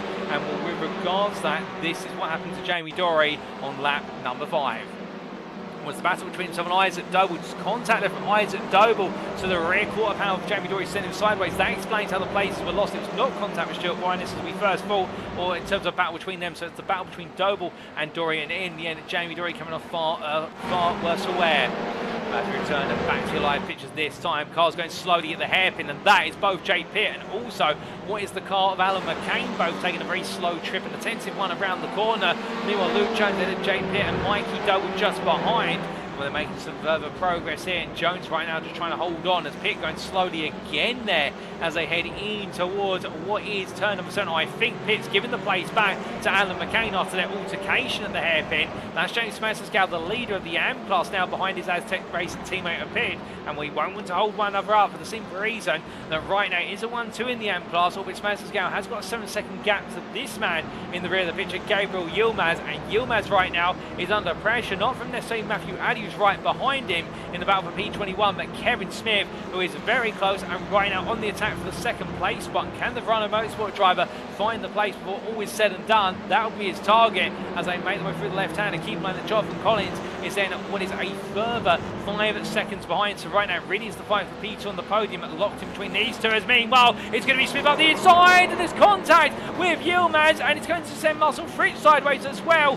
Fritz losing his front bumper, and well, I think Kevin Smith in the end looking for a space that may not have been there. The car's severely damaged. You can see how the suspension of both the rear right and also the front left out of sorts, but it has meant that Yilmaz carries on, and Smith in the end into the wall. The car just not responding, and so Jonathan Collins for the second time today finds himself with an opportunity to go chasing after the AM podium to match what his teammate Daniel Fritz was able to do in race number 2. Was the risky on a racing drive, makes his way down to the braking zone for turn number 2, with Fritz just close behind. Mitchell West battling side by side here with Nick Clibbins, and looking to go hunting for P24 overall, or what is P15 in the Prime class. In the final points position of the Prime class, they made the way on down towards turn number 6. Clemens will have something to say about this in terms of being in the tunnel, looking for a move and return. Oh, and it's going to be West who's turned sideways, and well, that is very unfortunate. West is able to get it turned, and brilliant car control there from the 101 driver to immediately get the car pointed back in the right direction. And well, if we were scoring points for that, ladies and gentlemen, I think he would take first place right now, but the Australian driver will be absolutely fuming with that, understandably. And it was, he makes his way back up to speed 9. It's on for one of his best performances of the season, and now it has been taken away from Phil. But meanwhile, as we look back up the order to Jamie Dory and Reese Watt, Reese Watt right now in P6 with 32.5 kilograms of success pass in this Audi RS3. Definitely creating a long train of cars as they make the way through Sud Curve onto what is lap number 8. They go 3 laps to go in our final race of the day here at the Hockenheimring Baden-Württemberg Grand Prix circuit. And what does have Dory, McCluskey and Swirydowicz, Smart, Meredith, Manali and Jalowski behind him right now. Only with 7 cars separated by the best part of 3 seconds. And as you can see, that long train weaving and winding its way in towards turn number 2. Well, the battle is on between McCluskey and Swirydowicz. Swirydowicz looking to go around the outside. The Racing driver once again trying to pick another place off here as he gets the inside of turn number 4, and whilst he's got the weight of the car, he's now got the right to fight for the toe. McCluskey will be hoping that teammate Dory will just give him the toe there. Full of Race 9 does exactly that, as you can see the battle of the Audis and the one Veloster rages its way down towards turn number 6. Dory returns to the Race 9. Swirydowicz will get ahead. McCluskey's the only made to commit to the outside, but keep in mind that outside line offers a lot more grip, and as they made the way on through Swirydowicz in the end with a car's nose ahead, gets P8 off of McCluskey. As they make the way in towards turn at number 7, some nose to tail, all they go here as they roar their way into the second half of the lap. And well, as we look back to Adam and Nally, who had a dismal race 1 and a difficult race number 2, but this race number 3 really seems to be coming alive for the SO NXTGEN Gold driver, tucking in behind there Alex Meredith, who's currently holding on to P6 in the Prime class, with second place success pass in that Elantra for the Primes, the best part of 24 kilograms. You can understand why he may not be making as much progress as he would like, and right now the Elantra driver just trying to hold on. Henna Manali and Jalowski and consolidate this position, and with what would be his best performance of the season across all 3 races. But as Manali looks to fight on here, and well, in the meantime, Meredith just proving to be as stubborn as humanly possible. Kieran Smart a little bit further the road, 9 tenths away, and just gradually clearing away from that battle, and he'll be hoping the Track Scotland driver he can hunt after the pros in front of him before all is said and done. But meanwhile, we look back to your prime lead battle. This is Matthew Sheridan versus Aztec Race in the battle of the two Audis as they come through turn in number one penultimate lap, and Vanol's dancing there on the tyres as he makes his way through one, carrying a lot more speed for the opening corner. Down towards turn two they go. It's going to be side by side here. Under braking, it's going to be Cheverton who defends hard to the inside. Knowles looks to cut back, but finds the face for the Cheverton as they come through turns 2, 3 and 4. And on the backstretch they go now as they roar their way up through the gearboxes. But this is where Knowles has had the better exit, plus a little bit of the toe. And this will gradually give him the opportunity to get alongside to out-drag his rival. Too wide they go through turn number 5, down towards 6, in towards the braking zone. Will it be Knowles? Will it be Cheverton? Both have arguably earned the right to this win. Bit of contact between them in the end. Knowles around the outside, Cheverton on the inside as he runs his rival to the edge of the track limits, gives him the space to rejoin right to the end, but they're still too wide as they head in towards the Mercedes arena section, and as they do, it's too close to call here, but Vanol's will be opening go outside to inside. Cheverton immediately cuts across, knowing what Vanol's wants to do, so then Vanol switches back to the outside. Brilliant switchback move here from Vanol's, the Belgian driver fighting this absolutely tooth now. The inside of 10 he goes, a little bit of netco contact between them, but they survive it, and Sam Vanolst is going to get ahead of Cheverton in the end, trying to fight for as much space he can towards the inside of 11, but Vanolst is there. They're too wide through the right-hander, up towards turn number 11 they go, and as they head towards the braking zone into 12, but right now it's contact again, Cheverton getting his elbows out, Vanolst meanwhile being biffed and baffed around, and it's going to drop him behind Isaac Doble, who squeezed on through, and in the end I think Sam Vanolst is going to be fuming a little bit in the fact that it was kept relatively clean. Those bits of contact into turn 12 arguably opened the door to that Isaac Doe win, but Sheraton right now not giving in. It is a repeat as we saw from what was dreamed with Motegi only a couple of seasons ago, where Sheraton's doing everything he can within the legal limits to hold on to the lead of the prime class. And as they head in towards turn number 1, and right now Isaac Doe will know it's Adam Delmont is 4 seconds up the road and has cleared off, but right now he's got an opportunity to try and take P2 as he switches back to the inside. Sheraton defends hard, makes the one move now, pulls it into the centre of the road, but Isaac Doe is going to go around the outside here, but meanwhile Sam Vanolst sees the two of them squabbling over the position of Vince Wright. Can I get involved here? But it's going to be Sheraton who puts it to the outside line as they come through turn number 5 now, the long run on down. We're going to stay with this battle all the way through as Sam Vanolst begins to out-drag Isaac Doble, with the two Audis having their natural straight line speed advantage plus the toe of each other. Free wide they head down towards the braking zone as they do. Vanolst in the middle, Cheverton on the left, it's going to be Doble on the right, hard on the anchors they go, and as they all do, Isaac Doble takes the long way round to avoid any potential risk of contact, but Matthew Sheraton and Isaac Doble collect one another. Sheraton sent sideways into the barrier and the wrong way round, and meanwhile Stuart Winers regains place as a result, as now Sam Vanolst is your prime leader. Hard earned and well manoeuvred there for Sam Vanolst. Stuart Winers now up into P3. Meanwhile Reece Watt battling here with Wojciech Swirydowicz not to let the overall drivers championship leader on through, but Reece Watt I think now in third place in the prime class might be back in the foot of the accelerator slightly, and thinking about the bigger picture again, the fact he's had one win today, and this will also be adding to it a third place finish. We'll have to wait to see where he does love a good fight, and as they head in towards turn 11, right now Watt's not giving it. Swirydowicz goes a little bit deep there into the right hand, and we'll have the inside into 12. The battle of the two Audis here as they head into the brakes from McCluskey in the rear of the picture, and it's going to be Swirydowicz who gets ahead initially, but meanwhile ladies and gentlemen, it's been a little while since he's been at the very front of the field, but as he makes his way through the final corner, give your hands up in the fact that Adam Delmont is your winner in race number 3 for Esso and NXTGEN Gold, and he'll take that win by 5 seconds over prime winner Sam Vanolst, who is your runner-up overall. Stuart Winers to P2, his highest ever finishing position, and then Isaac Doble P4 to Wojciech Swirydowicz. Reece Watt completes the prime podium P6, and Benjamin McCluskey, Jamie Dory, Kieran Smart and Alex Meredith who completes your top 10. It will then be a bit further James Smasserskow, who comes on through to take the win in the AM class to match his win from earlier in the day, P20 overall. And then Jonathan Collins, as he sweeps his way through the right-hander, he's going to take his best result of the season, not just a P23 overall, but with it a P2 in the AM class in the 1-2-3 car, and he heads to the line. A brilliant drive there, and it's going to be a 2-3 for Risky Runners race in the AM class, as Daniel Fritz makes it back-to-back podiums for another third place finish in the AM class at P25 overall. What a race in the team there, their best combined result of the season. And Darren Hills for a great third race today. The Ace of Spades racing driver takes P5 in the AM class, P29 overall. And the Duncan Rise, and then Tom Delaney, P31 with his best result of the season for NXTGEN, with Mark Sykes P32, and then it will be Craig Tillerson, P33. for Fusion Racing as he comes towards the timeline. And well, a difficult day today for the Fusion Racing drive. Just has not been his circuit, but still keeping his head down and bagging the points ahead of Andrew Pike and Roy Plummer, with Plummer finishing P35. We've still got 2 finishers to come, ladies and gentlemen, and they are going to be Joseph Dover and Daniel Downing having a little bit of a fight for P36. It may be outside the points, but they're enjoying themselves out there, and who can blame them given how wrong it's gone in race number 3. And they'll head to the line at P36 for Joseph Doble and what will be at P37 for Daniel Downing as they do take the checker flag. Kevin Smith finished a lap down in, Ben Altrier 2 laps down, and we also had the returns of Matt Emmons, Toby Prosser, Luciano Witvoet and Sam Smith. But what a race, ladies and gentlemen, and in the end, well, it was quite the thriller, it must be said. But unfortunate for Luciano Witvoet, who after inheriting what was that P2 reverse grid spot, it's all go wrong. But as Adam Delwin makes his way down the pit lane, knowing the spoils are there, and well, it's been some time since he's picked up the win, but he'll be absolutely pleased with that, as will be Sam Van Olst in the Pro-Am class, and Stuart Winers for Track Scotland. He and the team, including Kieran Smart, having a great set of results today, as James Smassersgal just winds his way on through what is turn number 12 there, the Aztec Racing driver, working hard today, but knowing his hunt for what is Mark Sykes in the AM Championship is well and truly alive, and the results today will massively close up the gap to the championship leader. It won't be enough to usurp him or bring him that close, but he will, as we understand it, be now within arguably what will be about 80 points, and with 2 rounds to go, you never know what can happen in the NXTCC.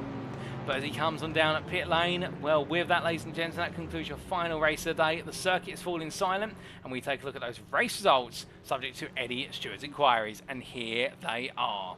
So after an absolutely incredible race 3 of 3 for round 8 of season 6 of the NXTCC, brought to you on iRacing, Adam Delman taking the win overall for SO and Next Gen Gold by 5 seconds over Prime winner Sam Van Olst for Goldie Motorsport. It's been some time since we've seen a Prime win for Sam Van Olst, but he earned it. The Belgian driver battling hard all the way through, getting ahead of Matthew Cheverton in the closing stages, and Stuart Winers capitalising on all the chaos and carnage in front of him to take the 3rd place spot overall, and with it, a 2nd place on that Prime podium for Track Scotland. P4 for Isaac Doble for Doble Sim Racing, and we can see it there, Wojciech Swirydowicz P5 for Semper Racing, and well, what a well-deserved top 5, no doubt about it. I mean, Isaac Doble will be a little bit fuming over the contact between himself and Matthew Sheraton in the closing lap of the race, and I think they might have some words about that after the racing, but also it's Wojciech Swirydowicz there, P5, and started P18, and again, all 3 results stay inside the top 10, including that win in race number 2, and we set himself up for that championship crown in round number 9. Reese Watt, P6 there, and more importantly for the JW Motorsport driver, 3rd place in the Prime class to complete the Prime podium of Van Olst, Winers and Watt, with Benjamin McCluskey P7 ahead of teammate Jamie Doy for Next Gen Pink. Track Scotland's Kieran Smart, not quite on the Prime podium, but P4 in class, a good result there, P9 as well, with Alex Meredith completing your top 10 overall, and the top 5 in the Prime class there for Next Gen, and what's been his strongest day of racing this season.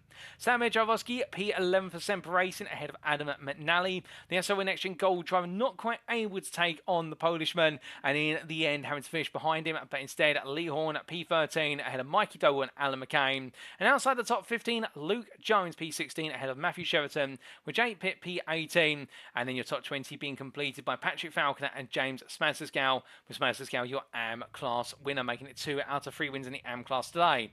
Matthew Addy P21 for Next Gen ahead of Nick Clemens, with Jonathan Collins your run-up in the AM class, P23 for Whiskey Runner Racing. Marcel Fritz between Collins and his teammate Daniel Fritz, the 2nd the Whiskey Runner Racing drivers, taking the 3rd place spot on the AM podium to complete that AM podium at Smassersgal, Collins and Fritz, and what is their 1st ever double podium as a team. Kieran Sharp P26 had a Mitchell West, then Gabriel US P28 for Aztec Racing. And your top 30 being completed by Darren Hills and Duncan Rise, with Tom Delay P31 his best result in a single race this season, ahead of Mark Sykes, who today it just did not go the way of at all, and the AM Championship leader will know that he's got to bounce back at Orion Park in a week's time. Craig Tillison P33 ahead of Andrew Pike, then Roy Plummer completing your top 35. Your last lead lap finishers, Joseph Dower and Daniel Downing down to P37 for Goldwing Motorsports driver, and then finishing a lap down, we did have Kevin Smith for Rhino Motorsport, and then we had the retirees, and they will be classified classified as non-finishers as they did not complete over half the race distance. Ben Altrier for Full Tilt V Motorsport 6 laps down. Toby Prosser and Matt Evans 7 laps down for Aztec Racing and Verano Motorsport respectively. 9 laps down for Luciano Witvoet after the open lap incident and the lap 2 incident. His race ending in tatters and very unfortunate there for the 60 driver who you've got to feel for given the effort expended in races 1 and 2. And Sam Smith retiring on the open lap, the RX Esports driver P43. So that concludes all of our racing here today at the Hockenheimring, ladies and gentlemen. Indeed, what a brilliant triplet of races. We've still got 2 rounds to go, of course, and whilst we're starting to run a bit low on the racing, well, we've still got plenty more on the show today. In the fact that we've got our post-round interviews coming up in approximately 12 minutes' time with our 3 volunteer drivers. Don't go anywhere, you won't miss those. And in the meantime, whilst we're getting ready for our post-round interviews, do let us know in your respective chat, whether it's on YouTube, Twitch, or Facebook, what was your favourite moment of today's racing. We will see you very shortly for those post-round interviews. Don't go anywhere, you won't want to miss them.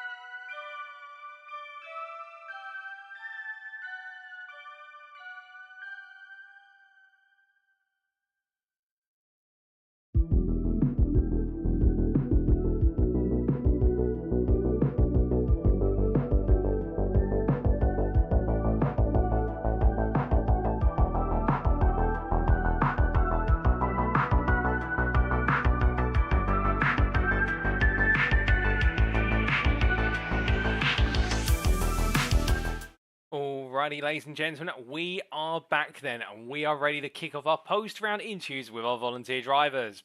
And tonight we're going to be hearing from a mixture of Pro-Am and Am class drivers, hearing from two in the Pro-Am class, starting very shortly with Alex Meredith, while the stars of today for Next Gen Racing have brought home that overall pole position, only the second non-pro driver to take an overall pole in the third driver, I should say, to take an overall pole in the NXTCC's history, and then to go on to add his name to an overall winner in race number 1 and have top 5s all the way through in the Pro-Am class throughout the day. Then we'll be hearing from Am classes, Aztec Racing's James Smassersgal with what was back-to-back wins in races 2 and 3 in class, plus also a P2 in race 1, and well, with it closing the delta to championship leader Mark Sykes. And then we'll come to Stuart Winers for Track Scotland with his best performance of the season today, with all top 5s in the Pro-Am class and a double podium. But without further ado, ladies and gentlemen, joining me now in the interview room is none other than Alex Meredith. And Alex, I mean, what a day you've had today. I mean, we caught up with you earlier on after your winning race number 1, and that in itself was spectacular. But pole position overall, winning race 1, P8, P10 in races 2 and 3, and with it also another podium in race number 2 in the Pro-Am class, and also an overall top 5 in the Pro-Am class in race number 3. You couldn't ask for better today, surely. Yeah, I mean, I'm a bit more composed than I was after race 1. Yeah, just a crazy night. I mean, I knew I was going to be quick here after practice last night. I did about 20 minutes and just sort of said to myself, yeah, I'm ready for tomorrow. The car feels great. I've always enjoyed this track. So yeah, just strung it all together, and I couldn't have imagined the pace I had, to be honest. Even after practice, I was looking at maybe a P5 position for quali and things like that, and then P1. Yeah, crazy. Let's come straight on to qualifying then, in terms of the fact, like you say, a circuit that you enjoy and the practice showing that you had plenty of pace in the Hyundai Elantra. But with the qualifying session, it looked as though everything went right for yourself, from the initial banker laps, which are quite high up there, all the way through to that lap. What was the secret to the success today? Yeah, I'm not too sure. I think everything just went very smoothly. And to be honest, that lap, I didn't really look at the delta too much, which I normally do. I tend to look down quite a lot of the delta on quali lap, which maybe isn't too good for me. I'm not sure. But just before across the line, I knew the gap I needed to get pole was about 4.5 tenths. And I looked at the dash, and it was like 6.5 tenths. So I was like, oh, okay, we might be on something. And then my name went to the top, but I was like, no, there's still lots of people, crossing the line and things like that. And then Woj was obviously, he's always extremely quick. So pretty tense, just waiting for the confirmation of the pole. Oh, that tension gradually going away, and come the end of it, taking that pole position, like you say. And well, of course, starting in a very unfamiliar position on the front row of the grid. And I mean, you're in the company of the overall championship leader and arguably the favourite for this season, Wojciech Swirydowicz. Did that unnerve you or make you look at the open lap any differently? If anything, it made me more relaxed, because I know the Audi's incredible at starts, and I know Woj is just an incredible driver. So I was already thinking, if I lose this position into turn 1, I'll just start focusing on the Pro-Am victory and just securing that. But yeah, he went through turn 1. I think he hit the sausage curb on the inside, so he had to slow down a bit not to hit me. So I managed to get away with that, and then into the hairpin on lap 1, I just see James' very distinct pink Audi come out of nowhere. So I was like, right, we've got a race on our hands now. Oh, indeed, and as the race went on, we did see Jamie constantly nipping at your heels, particularly on the final couple of laps, looking for that move. And on the last lap, it looked incredibly tense. He tried to make the move, only for that contact to send you quite sideways, and it looked as though he may have backed out to respect the position. Yeah, I mean, to be honest, the whole race he was sort of like doing some proper touring car racing, sort of pushing me through hairpins, things like that. Yeah, basically just trying to pressure me into mistakes. But yeah, just about managed to hold on into the hairpin. I thought I had it covered, because final section nobody really makes too many moves, and then I just look like for a split second in my mirror and just see him down my inside. Well, I was sort of like, well, I've already committed to the corner here, so if he hits me, then that's his fault anyway. But yeah, he was very respectful. I really enjoyed the fight, and yeah, really, really good to bring home that first win. Well, it was fantastic to see. You've definitely stolen the hearts of everybody tuning in and many down in the paddock. And in race number 2, well, like you said in the pre-race interview, you weren't expecting to win it with all the weight in the car, but you still gave it an absolutely valiant effort. And in the end, a P8 overall, a P2 in class. Looked as though you were trying to keep Reece Watt behind you to the very end of the race, but you just couldn't do it. Was the weight started to take its toll? Yeah, the weight, yeah, it's just really difficult to keep the car even on the track. I got a 5-second penalty, unfortunately, so that'll drop me down a bit. Just because of the track limits at turn 1, because I just wasn't used to the weight and it kept understeering wide every time. And yeah, down the straight, Reece just had a really, really good run on me, so I just decided to let him go because, you know, there's no point fighting for a position you're probably not going to get anyway. So yeah, just being cautious. Well, being cautious and unfortunate about that post-race penalty, but we won't dwell on that too much. It is what it is, and you move forward. And speaking of moving forward, of course, race number 3, a top 18 reverse grid. We briefly spoke to Reece in the build-up to race number 3 and his thoughts on it. But for yourself, starting in what was P11 on the grid, plenty of pros around you, plenty of fellow primes as well, and it looked as though progress was very gradual, if at all. Yeah, race 3 was very, very tricky. Mainly because of the first lap, I had many pros behind me. You know, Mikey, Jamie, Woj. I mean, they were all there. And then into turn 1, Jamie got an absolute blinder at the start. Went round my outside of turn 1, and I just let him through because I wanted to be cautious again. But that sort of sent me into the path of, you know, Mikey, Joseph, and Woj. So I was sort of, you know, stuck there. So I let them all go. There were a couple of crashes, so I had to avoid them. So pretty hectic lap 1. And then through the race, yeah, just trying to keep up with everybody else. I wasn't going to go for any brash manoeuvres or anything like that. Last lap, there was a chance for an overtake, but I backed out of it because I really I want to bring home these points and not get any more penalty points. Well, absolutely makes sense, to be fair, in terms of wanting to bring home no more penalty points and also bring home a huge haul of points for today. And just with regards to the racing side, of course, we saw plenty of elbows out racing. But the Hockenheimring seems to have been one of those circuits that's really shown the balance of all 4 cars out there. Has it felt like it for you? Because normally the Elantra has been your go-to car. You've always had a lot of faith in the car, and it seems to do you well here. Yeah, I mean, I think last time we went to the Hockenheimring in Season 3, the Elantra was pretty decent there, I remember, and obviously I've improved as a driver since then, so I knew it was going to be a good combination for car and driver. And then, yeah, I agree. I think all the cars are really equal. I mean, it shows, I think there's 2 of each car in the top 8 or something like that of the championship. Yeah, it's just absolutely great fun to race these cars because they all have different strengths and weaknesses. Which really makes the racing very tight. That's absolutely fair, and I think your assessment aligns with what many would say then, how close the racing is. And coming on to how close it is in the championship, the Pram Class Championship, you currently, after today, stand provisionally in P7 on 690 points. Now, only one off Akram's known, who won't be on the grid for the remainder of the season. So the fight for P6 is definitely on. But how high can you climb now, knowing the fact, if I give you some more numbers, Adam McNally in P2 at this time sits only what is the best part of 81 points away from you, and then there's a sizable 50-point gap to Lee Horn. Yeah, I mean, to be honest, this season I've had a pretty shocking season for my standards and also next-gen standards, just in terms of driving. I've been driving pretty dirtily as well through the mid part of the season, so the last part of the season is going to be more about just focusing on clean racing and not getting more penalty points, and hopefully that will be bringing home the points, and obviously, you know, races like round 1 help a bit too.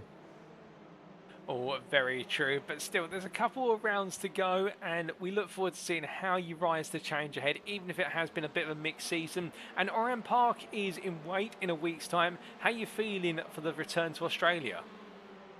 Yeah, I mean, I haven't really raced Orion Park since, you know, the Mazda Rookie Series. So yeah, we'll have to see how that goes. I know it's a very, very tight circuit. Not much room for error, especially in these cars as well. With already not much room for error. So yeah, it'll be an interesting race. We'll see how it goes. Yeah, should be fun. We look forward to you taking on the challenge at Oran Park in a week's time. But just before we do let you go, as always, Alex, is there anybody you'd like to give a shout out or a thank you to live on the broadcast tonight? Yeah, anybody watching, my parents supporting me, I know they're probably more excited than me for my win tonight. And yeah, just anybody in Next Gen, you know, posting these races, doing all the points, weights, things like that, because they're the people who make this championship what it is. And all the drivers as well. Obviously, it's great competition, and yeah, just really enjoyable. And obviously, you as well, Paul, for your great commentary always. Well, Alex, must say a big thank you to you for joining me in the interview room this evening. It's great to hear your perspective on what has been your most successful night this season and really adding it to the points from earlier on in the season. And, well, I think definitely a moment to be proud of, even if it's not quite sinking in at the moment what you've achieved. I'm sure in the coming days it will. But until then, have a great rest of your evening, and we'll see you in a week's time at Oran Park. Thank you, Paul. You too. So hearing there from Pro-Am driver for Next Gen, Alex Meredith. And, well, I think right now just gradually letting that high of what he's been able to do today sink in. After that brilliant pole position overall, and really talking about the fact that this is a circuit where you normally go strongly at and just feel as though everything hooked up in qualifying with regards to the car, also his position on circuit, everything between. And when he did set that lap, that wonderful 49.8, just waited intensely in the pit lane for the final 2 minutes of the qualifying session to see whether Wojciech Swirydowicz could beat it, and he couldn't quite do so in the end, and when the two of them line up on the front or either grid together. But mentioned there as well in race number 1, particularly open laps, about the fact that under a lot of pressure into turn 1, albeit fine, if he could hold his line versus Wojciech Swirydowicz, then he would be able to lead into turn 2. But then grateful going down to the hairpin for the first time, turn 6, that Jamie Dory was there to intervene and get involved and fight for P2, and in the end it was literally the chase all the way through. And whilst Jamie may have kept Alex under major pressure all the way in and even had a few nips here and there with regards to trying to make the move happen, it couldn't quite happen, and Alex bringing home that win, and indeed a resounding win with it. But of course, whilst that may be the big highlight of his day, it's not to undermine his performances in races 2 and 3 with that second place run-up spot, albeit with a 5-second post-race time penalty being applied. It may affect his finishing position, but still some huge points on the board there in race 2, and the same again in race number 3. But talking about a more conservative race 3, no doubt the results in the first 2 races, the incidents around him, and not when to get caught up in any more of the drama, and just bringing home the points before he heads to Oran Park. And whilst he may know the championship is not necessarily on the cards for this season, now he can end the season on a high and look forward to season 7 if that becomes the main goal. But with that, ladies and gentlemen, now we come to our second interview of the day. You've heard from a Pro-Am driver, so now you're going to be hearing it from an Am driver, and we're going to be hearing from none other than what will be James Smaslersgow for Aztec Races. He gets ready to join me in the interview room, and we're going to be hearing the story of his day and how he's been able to break the trend of which is normally only picking up the win in the final race of the day in the Am class. But as he gets ready to join me, and in fact he does now join me in the interview room. Good evening to you, James, and firstly, allow me to congratulate you on finally breaking the age-long tradition, it would seem, which is as our Am driver who always picks up the win in race number 3, finally making it 2 wins out of 3 today and a win in race number 2. Add to that as well the second place in race number 1. I mean, you must be feeling very proud of what you've been able to achieve. Yeah, great day for me, really. Yeah, really chuffed. Actually had some good luck for once. You know, I obviously did well at Watkins Glen and somehow managed to pick up a win last week in Modelo, which I think was the first time I didn't talk to you after a race for once. But yeah, no, chuffed to actually have good luck in all 3 races. Yeah, mega happy with the way it's gone today. It's big points. Still a million miles away from Mark in the lead of the Am Championship, but yeah, pretty good day. Oh, without a doubt. And breaking it down to a degree, it started off with qualifying a P34 overall and P4 in class. Looked as though not quite easy to find the lap time out there at the Hockenheimring in this Audi RS3, particularly in the latter half of the lap after the hairpin. Yeah, no, the Audi certainly struggled, especially I had a bit of weight on as well, so Yeah, I mean, quali's never my strong point, but also I've been really busy, so actually the 10 minutes before qualifying was my first laps around here in this car on the GP loop. Obviously, we raced here 2 seasons back, I think, or maybe even 3, I don't remember, but that was on the short layout, if I remember correctly. So I knew where I was going for the last sector, but no, I've raced this track recently in a Formula 4 car, which is slightly different, but at least knew where I was going. But yeah, I knew I had my work cut out for me today. I was fairly happy with my lap in qualifying, yeah, all things considered, considering the amount of practice I'd done. But yeah, it's never my aim to necessarily do well in quali. I mean, obviously I'd love to, but I'm more happy with being able to go and do well in the races, because that's where the points are scored. Oh, indeed, and with the big points available in the races, like you're saying, you went to work straight away in race number 1 with bringing home that 2nd place, that P27. Race 1, however, seemed to be a bit of a race of 2 halves. There was a lot of drama on the open laps between AM drivers and prams around, which you seem to have steered clear of, and after that, that's where you started to go to work on pushing for that run-up spot on the podium.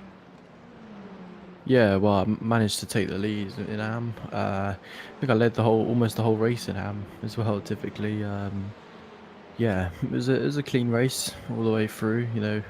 All the way through the first 9 laps, completely clean. Kept my nose out of any sort of drama. Yeah, like you said, avoided the lap 1 scrap. Which worked in my favour. Letting the odd pro-am through, or not letting them through, but more just not fighting them, because it's not really needed. I was more focused on the AM fight. Again, running with weight. I think the Audi carries its weight better than the other classes, but it still doesn't. It's still not great. But yeah, it was all looking forward, and then got in the. I could just see the cars in AM catching me behind. Just didn't have the pace in race 1 particularly. I didn't think I'd win the race. I sort of knew I didn't win the race. I knew I wouldn't win the race. But yeah, until we got to the last lap, when it got a bit feisty, obviously I don't really want to go too much more in it, because it all kicked off, and I think everyone's already seen it. I'm not here to speak on it because it's not my, I don't want it to dwell over the evening. But yeah, no, unfortunate last lap.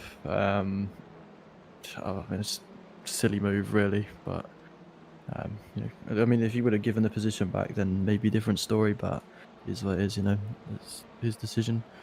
And it was then all about the same amount of weight and onto race 2, starting P2 in AM and slightly higher up the grid.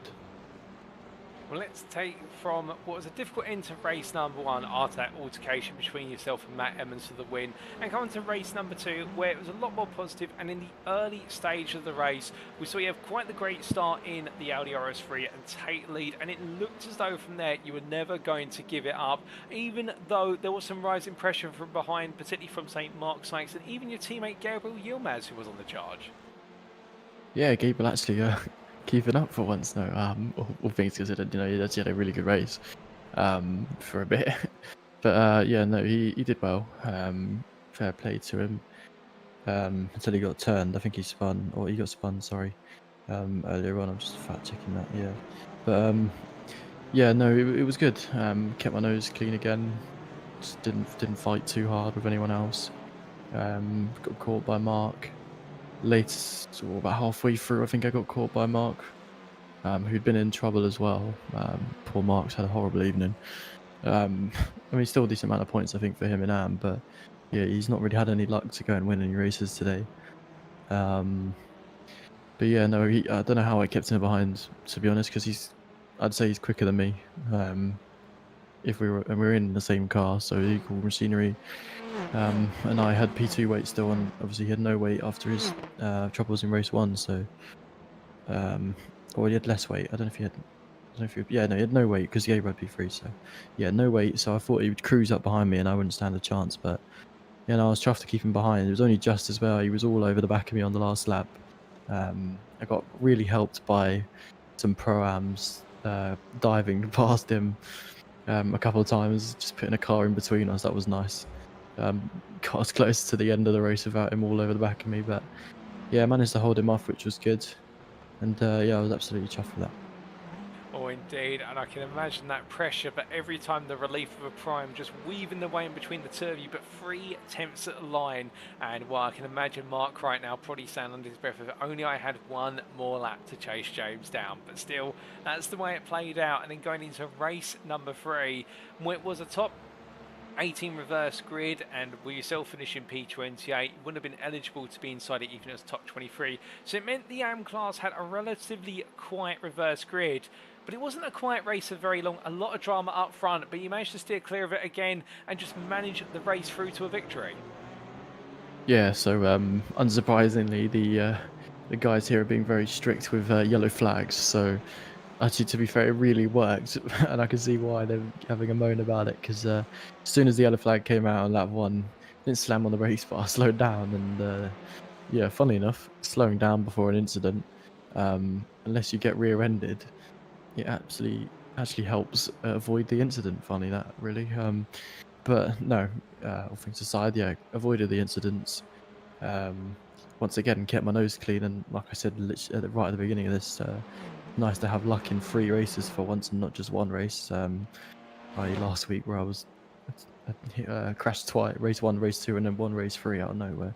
But yeah, no, I was just seeing it on the screen when his engine blown up a couple of laps in. But yeah, no, that was scary because yeah, obviously these guys then crashed behind me, which created a massive gap. That was quite some relief.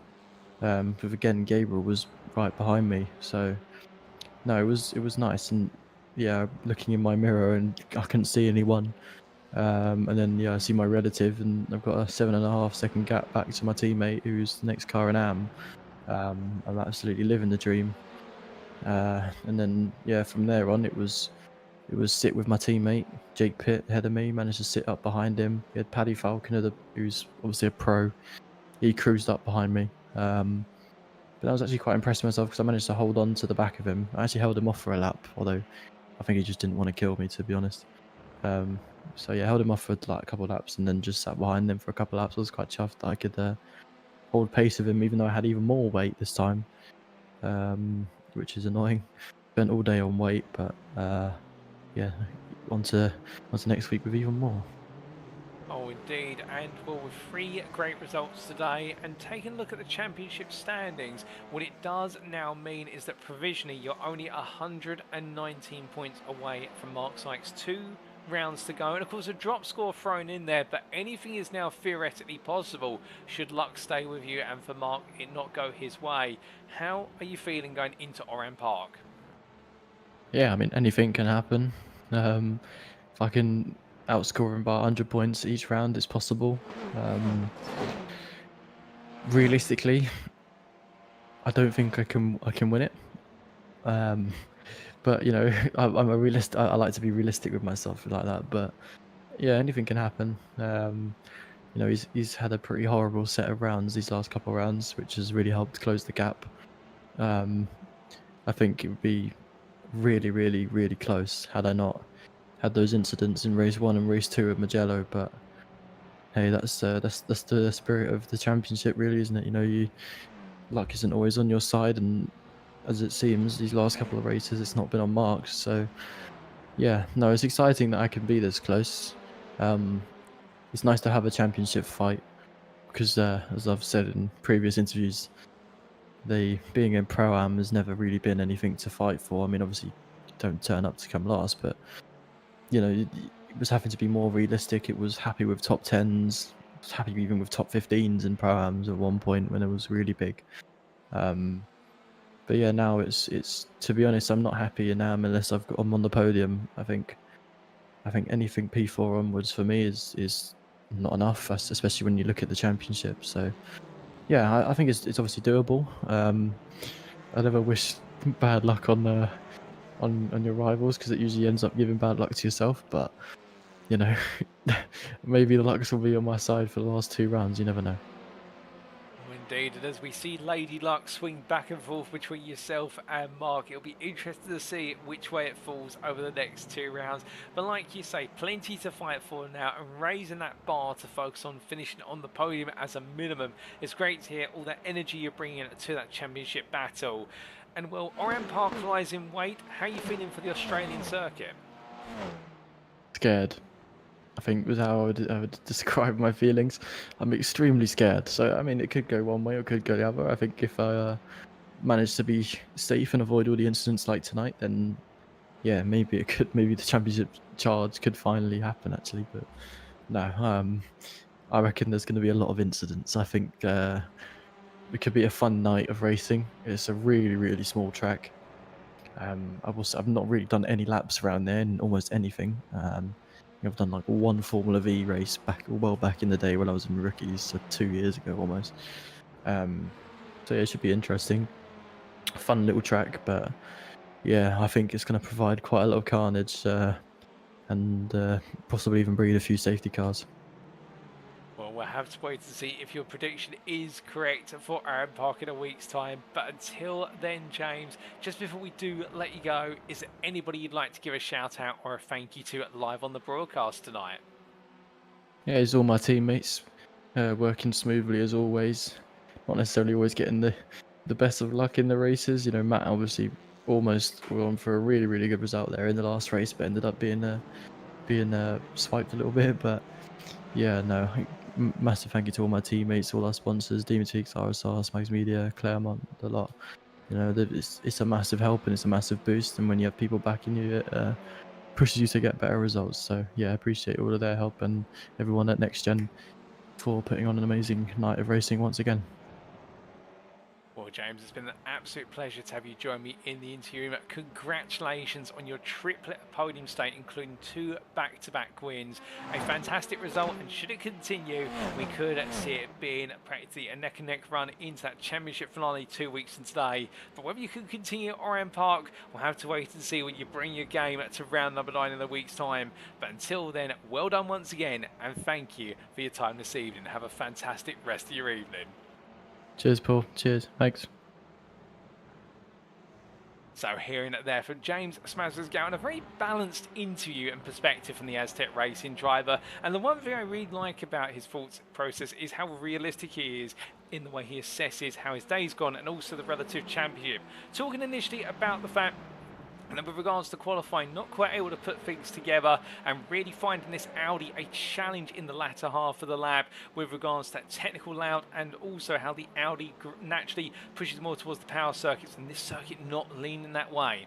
But still knowing that he doesn't qualify well normally and more focused on making the places in the races and doing so in race 1, leading like he mentioned until that unfortunate set of incidents between himself and Matt Emmons. And well, as we mentioned, both drivers being called into the stewards room after the race and to be told to calm it down. I suspect that they will have learned a lot from that, but at the same time as well, knowing a P2 still came his way, and then going into races 2 and 3, back-to-back wins there for steering clear of the drama, steering clear of the incidents, and just keeping his head down. And also mentioned the fact that luck was on his side, and we saw that, of course, in what was at this third race in the opening replay clips, whereby just being ahead of being behind one major incident and ahead of another major incident midway through the race, and if he had been in a different place at the same time, could it have gone differently? Well, for Mark Sykes it definitely was that way today, but not for James Mansell, who just kept his head down, carried on, and for Aztec Racing alongside his teammates Gabriel Yilmaz, for example, picking up some fantastic points, indeed a strong day at the Hockenheimring, and well, at Orion Park he'll look to continue it, and well, you never know, if it does go his way, we could see him right now being the late challenger versus Mark Sykes in the AM Championship going to the season finale at Daytona. But with that, ladies and gentlemen, that brings to a close our second interviewee. And well, as we do now come on to what will be our final interview of the day, and we're going to be coming to none other than Stuart Wynis, the Track Scotland driver, and hearing his perspective on what has been a great day for Track Scotland as a whole, and particularly for Wynis as a driver. He does get ready to join me in the interview room, and we're going to be hearing his whole story with regards to what has been one of his strongest performances of the season very shortly. We'll also be talking a little bit about Kieran Smart's performances as well as part of that discussion. But as he does now join me in the interview room, good evening to you, Stuart, and what a day from yourself. We've had a lot of drivers today have great results, the best results of the season. But for yourself and Track Scotland as a whole, bringing Kieran Smart into this conversation as well. I mean, you guys had a fantastic day. You've had a fantastic day. You haven't finished outside the top 5 in class in Prime today. I mean, what more could you ask for at Hockenheimring? Yeah, evening, Paul. Yeah, it's been quite a good meeting for us. For me especially, that was a better result than the past couple of rounds I've had, so I was quite happy with myself. Speaking to Alex before we joined the interview room and said, no idea where that lap in qualifying came from. It just appeared, and I was quite happy with that. So, and it's good to see Kieran's now on the pace with us. So we're moving forward. We're getting there. We're getting closer to the front. Oh, without a doubt. And talking a little bit about qualifying and the lap which you mentioned, you don't know where it came from. I mean, a P4 overall, P2 in class, almost able to have a swipe at what had been the overall pole as well. Versus Alex Meredith and Wojciech Swirydowicz.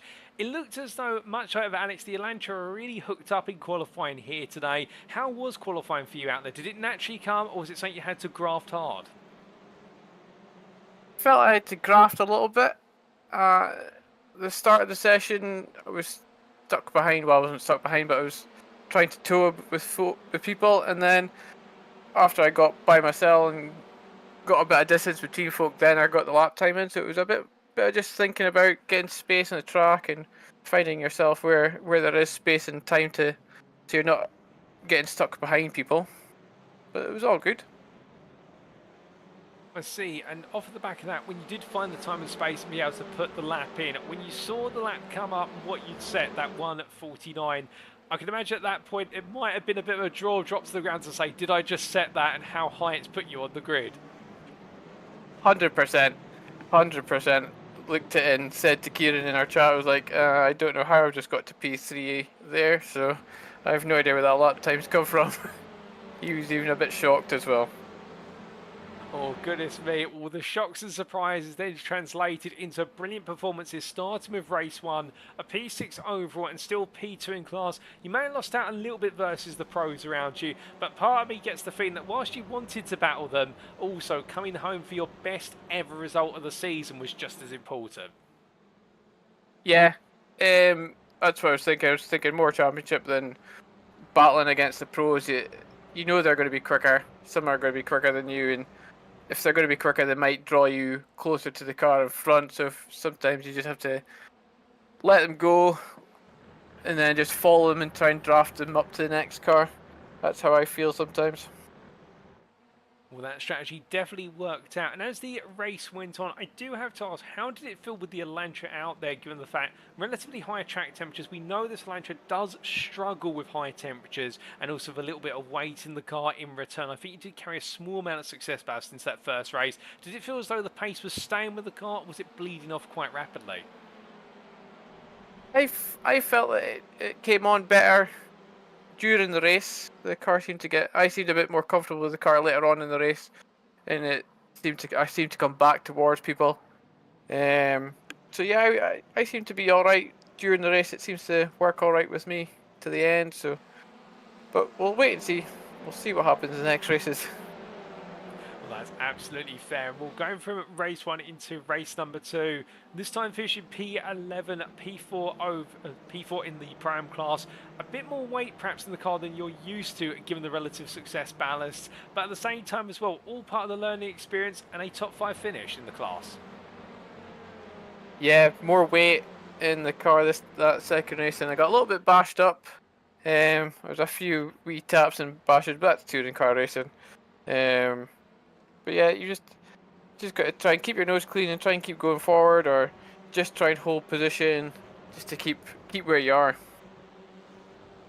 And speaking of those moments where you did have a few bumps and whatnot, the car could obviously take it. But in return, we did see you try to make some return moves of your own. Were there any particular corner sequences or complexes where you found you had the edge over your rivals?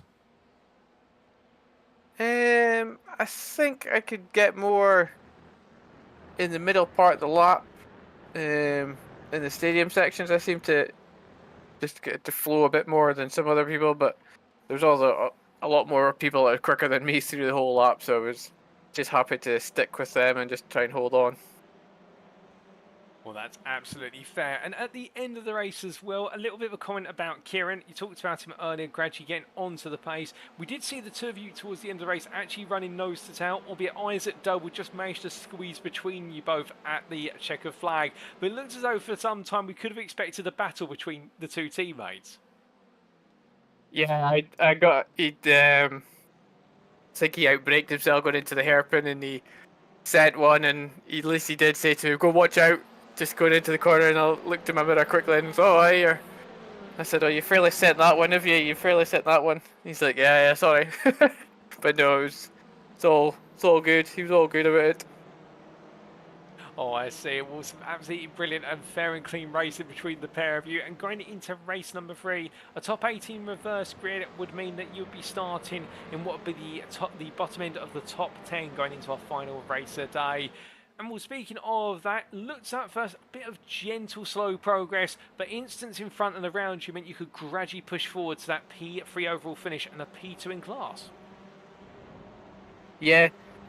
Start of the race, there was a wee incident coming into the Mercedes complex part of the circuit, and you just had to back off and just kind of look to see where the cars may end up or go, and just try and feed yourself through. But at least slow down, and yellow flag was out. Slow down and just take your time going through it. And picked up some freebies there, so I was quite happy with that.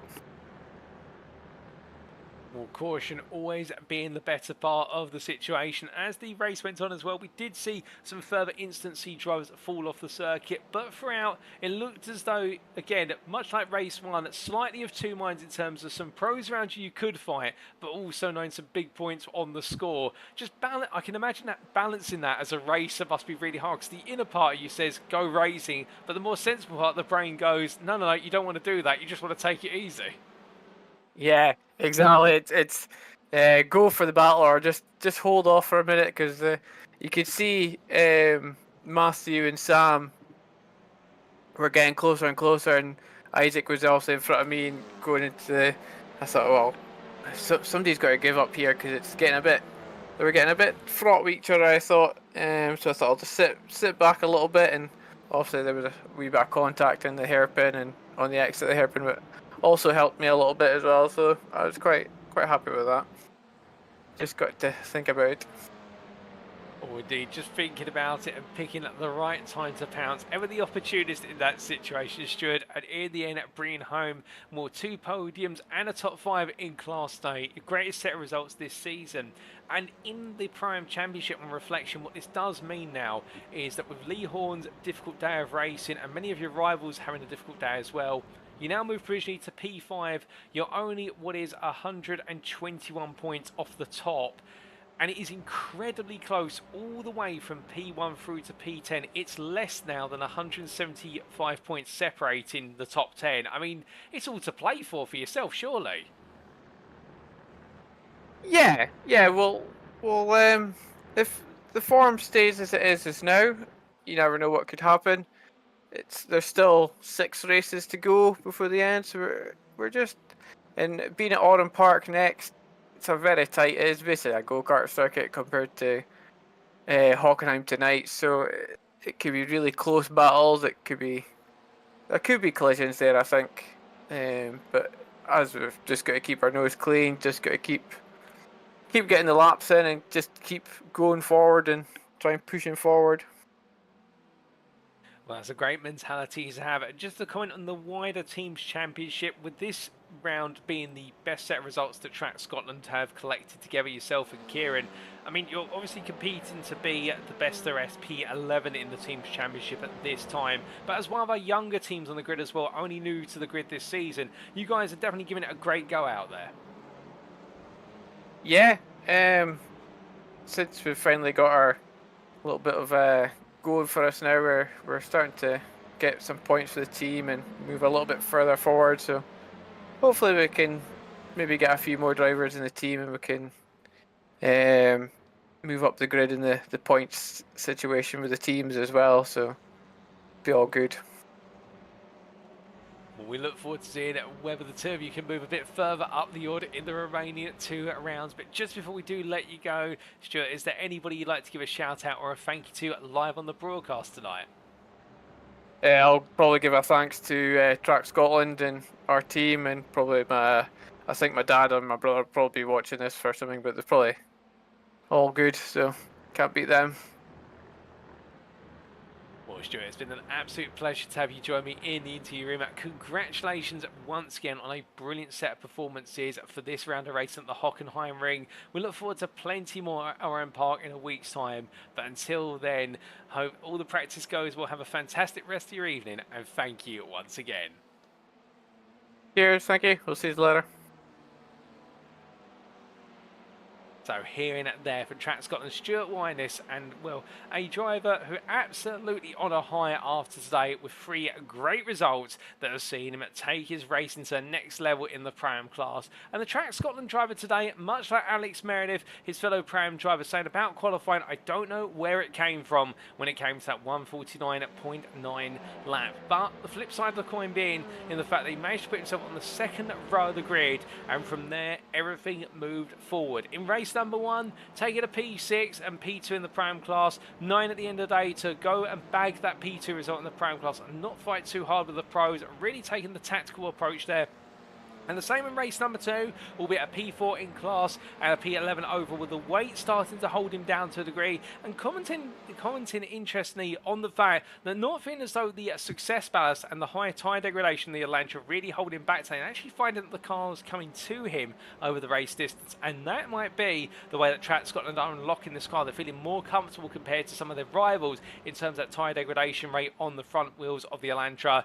But even so, if that's their secret and they've unlocked it, well then that may have contributed to what was a great race 3 for Stuart, in the fact that whilst all his rivals were battling around him and perhaps seeing a little bit of red, not so for him, who kept his cool, minded the yellow flags, and in the end, when it all did kick off at the front of the field, was able to sneak on through past Matthew Sheraton and Isaac Doble to take that 3rd place overall, his first ever overall podium, and also that P2 in class. And well, in the end, 2 second places and a 4th place in class, a huge haul of points. And not wanting to comment too much on the Drivers' Championship, given the fact there's still 6 races to go and with it 2 rounds, but I think the confidence is growing, and should this form continue at RM Park, there's no reason why you couldn't see the 61 driver potentially a candidate for a top 3 finish at the end of the season, if not hunting as an outsider that championship win in the Pro-Ams. But with that, ladies and gentlemen, that concludes our interviews for this evening. And you've heard from our 3 drivers who we say a big thank you to once again. We started off with Alex Meredith, the next gen in the Pram class. We then heard from James Massengal for Aztec Race in the AM class. And last but not least, we've just heard from Track Scotland's Pram driver of Stuart Witvoet. Congratulations to all 3 of them on their great performances today. 3 standout drivers on the grid, no doubt about it, in Germany. And well, thank you to them all, and we'll see them in a week's time at what is the RM Park Raceway circuit. But with that, ladies and gentlemen, given the fact that we do now need to come to those provisional championship standings, let's give you an update on them with 8 rounds complete. And as we can see, going into round number 9, subject to the instant reviews for both round 7 and round 8 in the overall Drivers' Championship, Wojciech Swirydowicz now leads by 308 points. This does mean that should he bring home a decent set of results in round number 9 in a week's time, he's practically guaranteed to have cleared the championship in terms of he won't be catchable going into the final round with the drop scores applied, and therefore Swirydowicz right now has made himself that firm favourite going into the penultimate round of the season. So with that, and with Luciano Witvoet having a very difficult day with both race 1 and race 3 being 0 scores and race 2 being a battle against the elements, it does mean the fight is now increasingly on for P2, with Mikey Doble still in P3, and whilst he has closed the gap somewhat, still the best part of 45 points is the delta. Benjamin McCluskey not quite able to close in the top 3, in fact falling a bit further away, still in P4 on 679 points ahead of Adam Delmont, with Jamie Dory slipping outside the top 5 down to P6 by 3 points versus Delmont, albeit with a mixture of results, and Delmont's winning race number 3 benefited him massively And then Kieran Sharp moving to P7 there, and after a difficult race number 3, not quite able to maintain the results, which would keep him in that top 5 hunt. Still, he's got 2 rounds to go, as has Isaac Doble, who dropped slightly to P8 there on 570 points, but he's well clear of Joseph Doble by now 71 points as the 2 Doble brothers fight on inside the top 10, and Lee Horn, the leading prime driver, just holds on to P10 overall by what is 14 points over Gavin Gardner. From the best of the rest driver for Next Gen Pink is Adam McNally, the second of our primes, with Akram Saloon not on the grid for the remainder of the season, P13 as he falls down the ranks, and it's Patrick Falcon and Andrew Pike who complete the top 15 overall standings. We then come to the Provisional Prime Drivers' Championship standings, and look at this, ladies and gentlemen, how close it is. From Lee Horn, 823 points, all the way through to P10 driver Matthew Addy. Well, if you do the mathematics, that's 173 points. It sounds like a lot, but when you do consider the maximum points from round to round are in the range of 170 points, it does mean that there were drop scores applied as well. If there's a major point swing between any of these drivers in next week's round at Orient Park or in the drop scores in the season finale, any one of our top 10 drivers right now could, in theory, bring home that Prime Drivers' Championship crown. That is how tight it's getting. And with Lee Horn having a consistent day, but a difficult day at the Hockenheimring, it's really opened up the door for Adam McNally firstly to move back into P2, but also for Daniel Downing to move closer. In P3 there, 6 points behind him is Reese Watt as well, the two looking very fast and threatening on pace. Stuart Winus in P5 on 702 points there, head of Akram Zanoud, who will fall down the order gradually with the fact he's not on the grid. Alex Reddiff P7 on 690 points now. Nick Clemens in P8, only a further 28 points behind. Slamir Javosky on 656, and then the 650 of Matthew Addy. And meanwhile, there's other drivers as well who shouldn't be forgotten about, such as Matthew Cheverton, who sits in P11 on 611 points, and he's showing top 10 pace. He could be a factor to play into all the racing. Same for Ben Altrier in P12 on 602. He's had a lot of bad luck this season, including today, and he'll be hoping to turn that bad luck around and turn that frown upside down into a smile at Orient Park. And then Alan McCain, who had a difficult time at the German circuit today, falling down to P13. I think finding this championship campaign right now is losing momentum fast, but meanwhile Sam Penolst is gaining a lot of momentum, particularly after that class win and P2 overall in the final race of the day that moves him into P14, and could he sneak into the top 10 before the season is over, as Russell Fowler meanwhile falls to P15, not on the grid today, and therefore no points scored. And then lastly, in terms of our Drivers' Championships, we come to the AM Drivers' Championship, and we can see that Mark Sykes' lead has been cut to a degree to James Spazers-Gal. Now the gap 119 points. And Spazers-Gal continues to be on the rise by taking the lion's share of the points today. Still, Sykes will know that he's got an advantage to play with, and he needs the fortune to stay with him where possible, with Jonathan Collins meanwhile in P3 and only ahead of Kevin Smith by a single point, when the two drivers have good result performances respectively, but Smith is closing on that top 3 finish. Craig Tillotson sits in P5, a further 9 points behind, and keep your eyes out for the Fusion Racing driver in the fact his consistency it seems to be netting in results, and you never know what could happen before the season is over as he hunts for a top 3 finish. And then it is Matt Evans P6, who after the difficulties of races at 1 and 3 will in the end still bringing home what was the winning race number 1. He'll take that and also result in race number 2, but that retirement in race number 3 really taking away his key momentum and therefore not seeing him move into the top 5. Daniel Fritz has moved to P7 after that podium in the finally back-to-back podiums, I should say, in races 2 and 3, with Gabriel Yilmaz a bit further behind, and then Mark Kent and Harley Bicknell complete your top 10. It's only result countback that sees Roy Plummer sitting P11 currently, and then we do see it Darren Ills P12 ahead of Riley Sheringham, with Costa Chatscott stand 2 and Tom Delaney completed at your championship standings. And then lastly, coming to the Teams Championship, and well, Next Gen Pink continue to hold on, but the gap has not increased or decreased. It's practically stayed the same, albeit it has to be a bit clearer, increased by 3 points to Doble Sim Racing. But if both teams netted equivalent points today, it means this championship fight is going down to the wire, and the defending champions are looking to hold on for just a little bit longer. Semper Racing, meanwhile, continue to sit the best part of 266 points away from the championship leaders. They find just as much progress they can make. They're not quite able to close that gap down quickly enough, but also look further behind. The Sim Racing Collective are starting to break away in P4 ahead of SRL Next Gen Gold and Next Gen, with the two teams now equal on points and fighting closely for that P5 spot. JW Motorsport hold P7 ahead of VB Fusion in the world of racing, with the latter of the two teams having a very difficult day and therefore not scoring big points, and JW Motorsport may be able to use this as an opportunity to break away at Oran Park and seal the deal for P7. And it's iRacing Esports and Goldwing Motorsport who complete your top 10 in the team's championship. But with that, ladies and gentlemen, it is now time for us to wrap up. Thank you very much for watching, and if you have enjoyed today's broadcast, and perhaps you're sat there right now wanting to know more about the Next Gen Racing community, about how you could be on the grid in our future seasons of the NXTCC, or our other series including the Prototype Series and the GT3 League we do host at iRacing, well, for all that and plenty more, we firstly recommend you check out our official website, and that may be found at www.nextgenracing.co.uk. And as our website appears on screen in front of you now, it's the home of clean and fair sim racing for all, and we've been hosting leagues for the best part of what is 17 years on PC and console. Our focus now being on PC, primarily in the sphere of iRacing, but we have also recently expanded to the R-Factor 2 simulation platform, and there's never been a better time to be a member at Next Gen Racing. Indeed, whether you're new to sim racing or a veteran of sim racing, you've got a place on the grid, and we're more than happy to have you join us on our official community Discord, link available as you can see in the top right corner of the screen there on our official website. But if you don't want to go to our website today, you can of course, particularly if you're more of a social media person, go to our official Facebook group, and that is at facebook.com/groups/Next Gen Racing, and there you can find out a little bit more about the guys and girls that make Next Gen Racing run behind the scenes, including what they do not just on the virtual circuit but also on the real circuit, with a good number of our staff members being real life track marshals and track stewards, if not real life racing drivers. We'd also like to take this moment to say a big thank you to our sponsors, who do include PowerMax, Next Level Racing, Mark Sykes Designs, Joyce Design, Sam Cases UK, Douglas Motorsport, Falcon PC Builds and Support, Benji Sim Photos, and last but not least, our title sponsor for this season, IMB Racewear, the sim racing and real-life racing racewear provider that prides itself on individuality with their fully custom designs, enabling you to make the impact you have always wanted to on track, as their gear is designed for you, by you.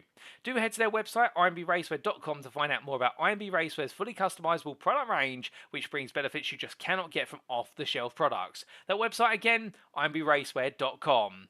But with that, ladies and gentlemen, 2 rounds now remain, and attention turns to round number 9 next week on Tuesday the 21st of May. Save the date because it's time for another trip back to Australia, and with it we're going to be reviving the circuit from 2010, that is the Oran Park Raceway Grand Prix circuit, as our drivers take on what many argue is a go-kart circuit and how tight it is, but there we can see some of the finest racecraft and perhaps some of the most critical battles over the course of the season. But how will the story continue in round number 9 or 10? You'll have to tune in then to find out. But until then, we've been Next Gen Racing. I've been your host and commentator, Paul TX141 Walsh, also as Brit the Spit, depending on what media you follow me on. And until next time, remember to stay safe, stay well, stay smiling, but most importantly, remember to stay on track.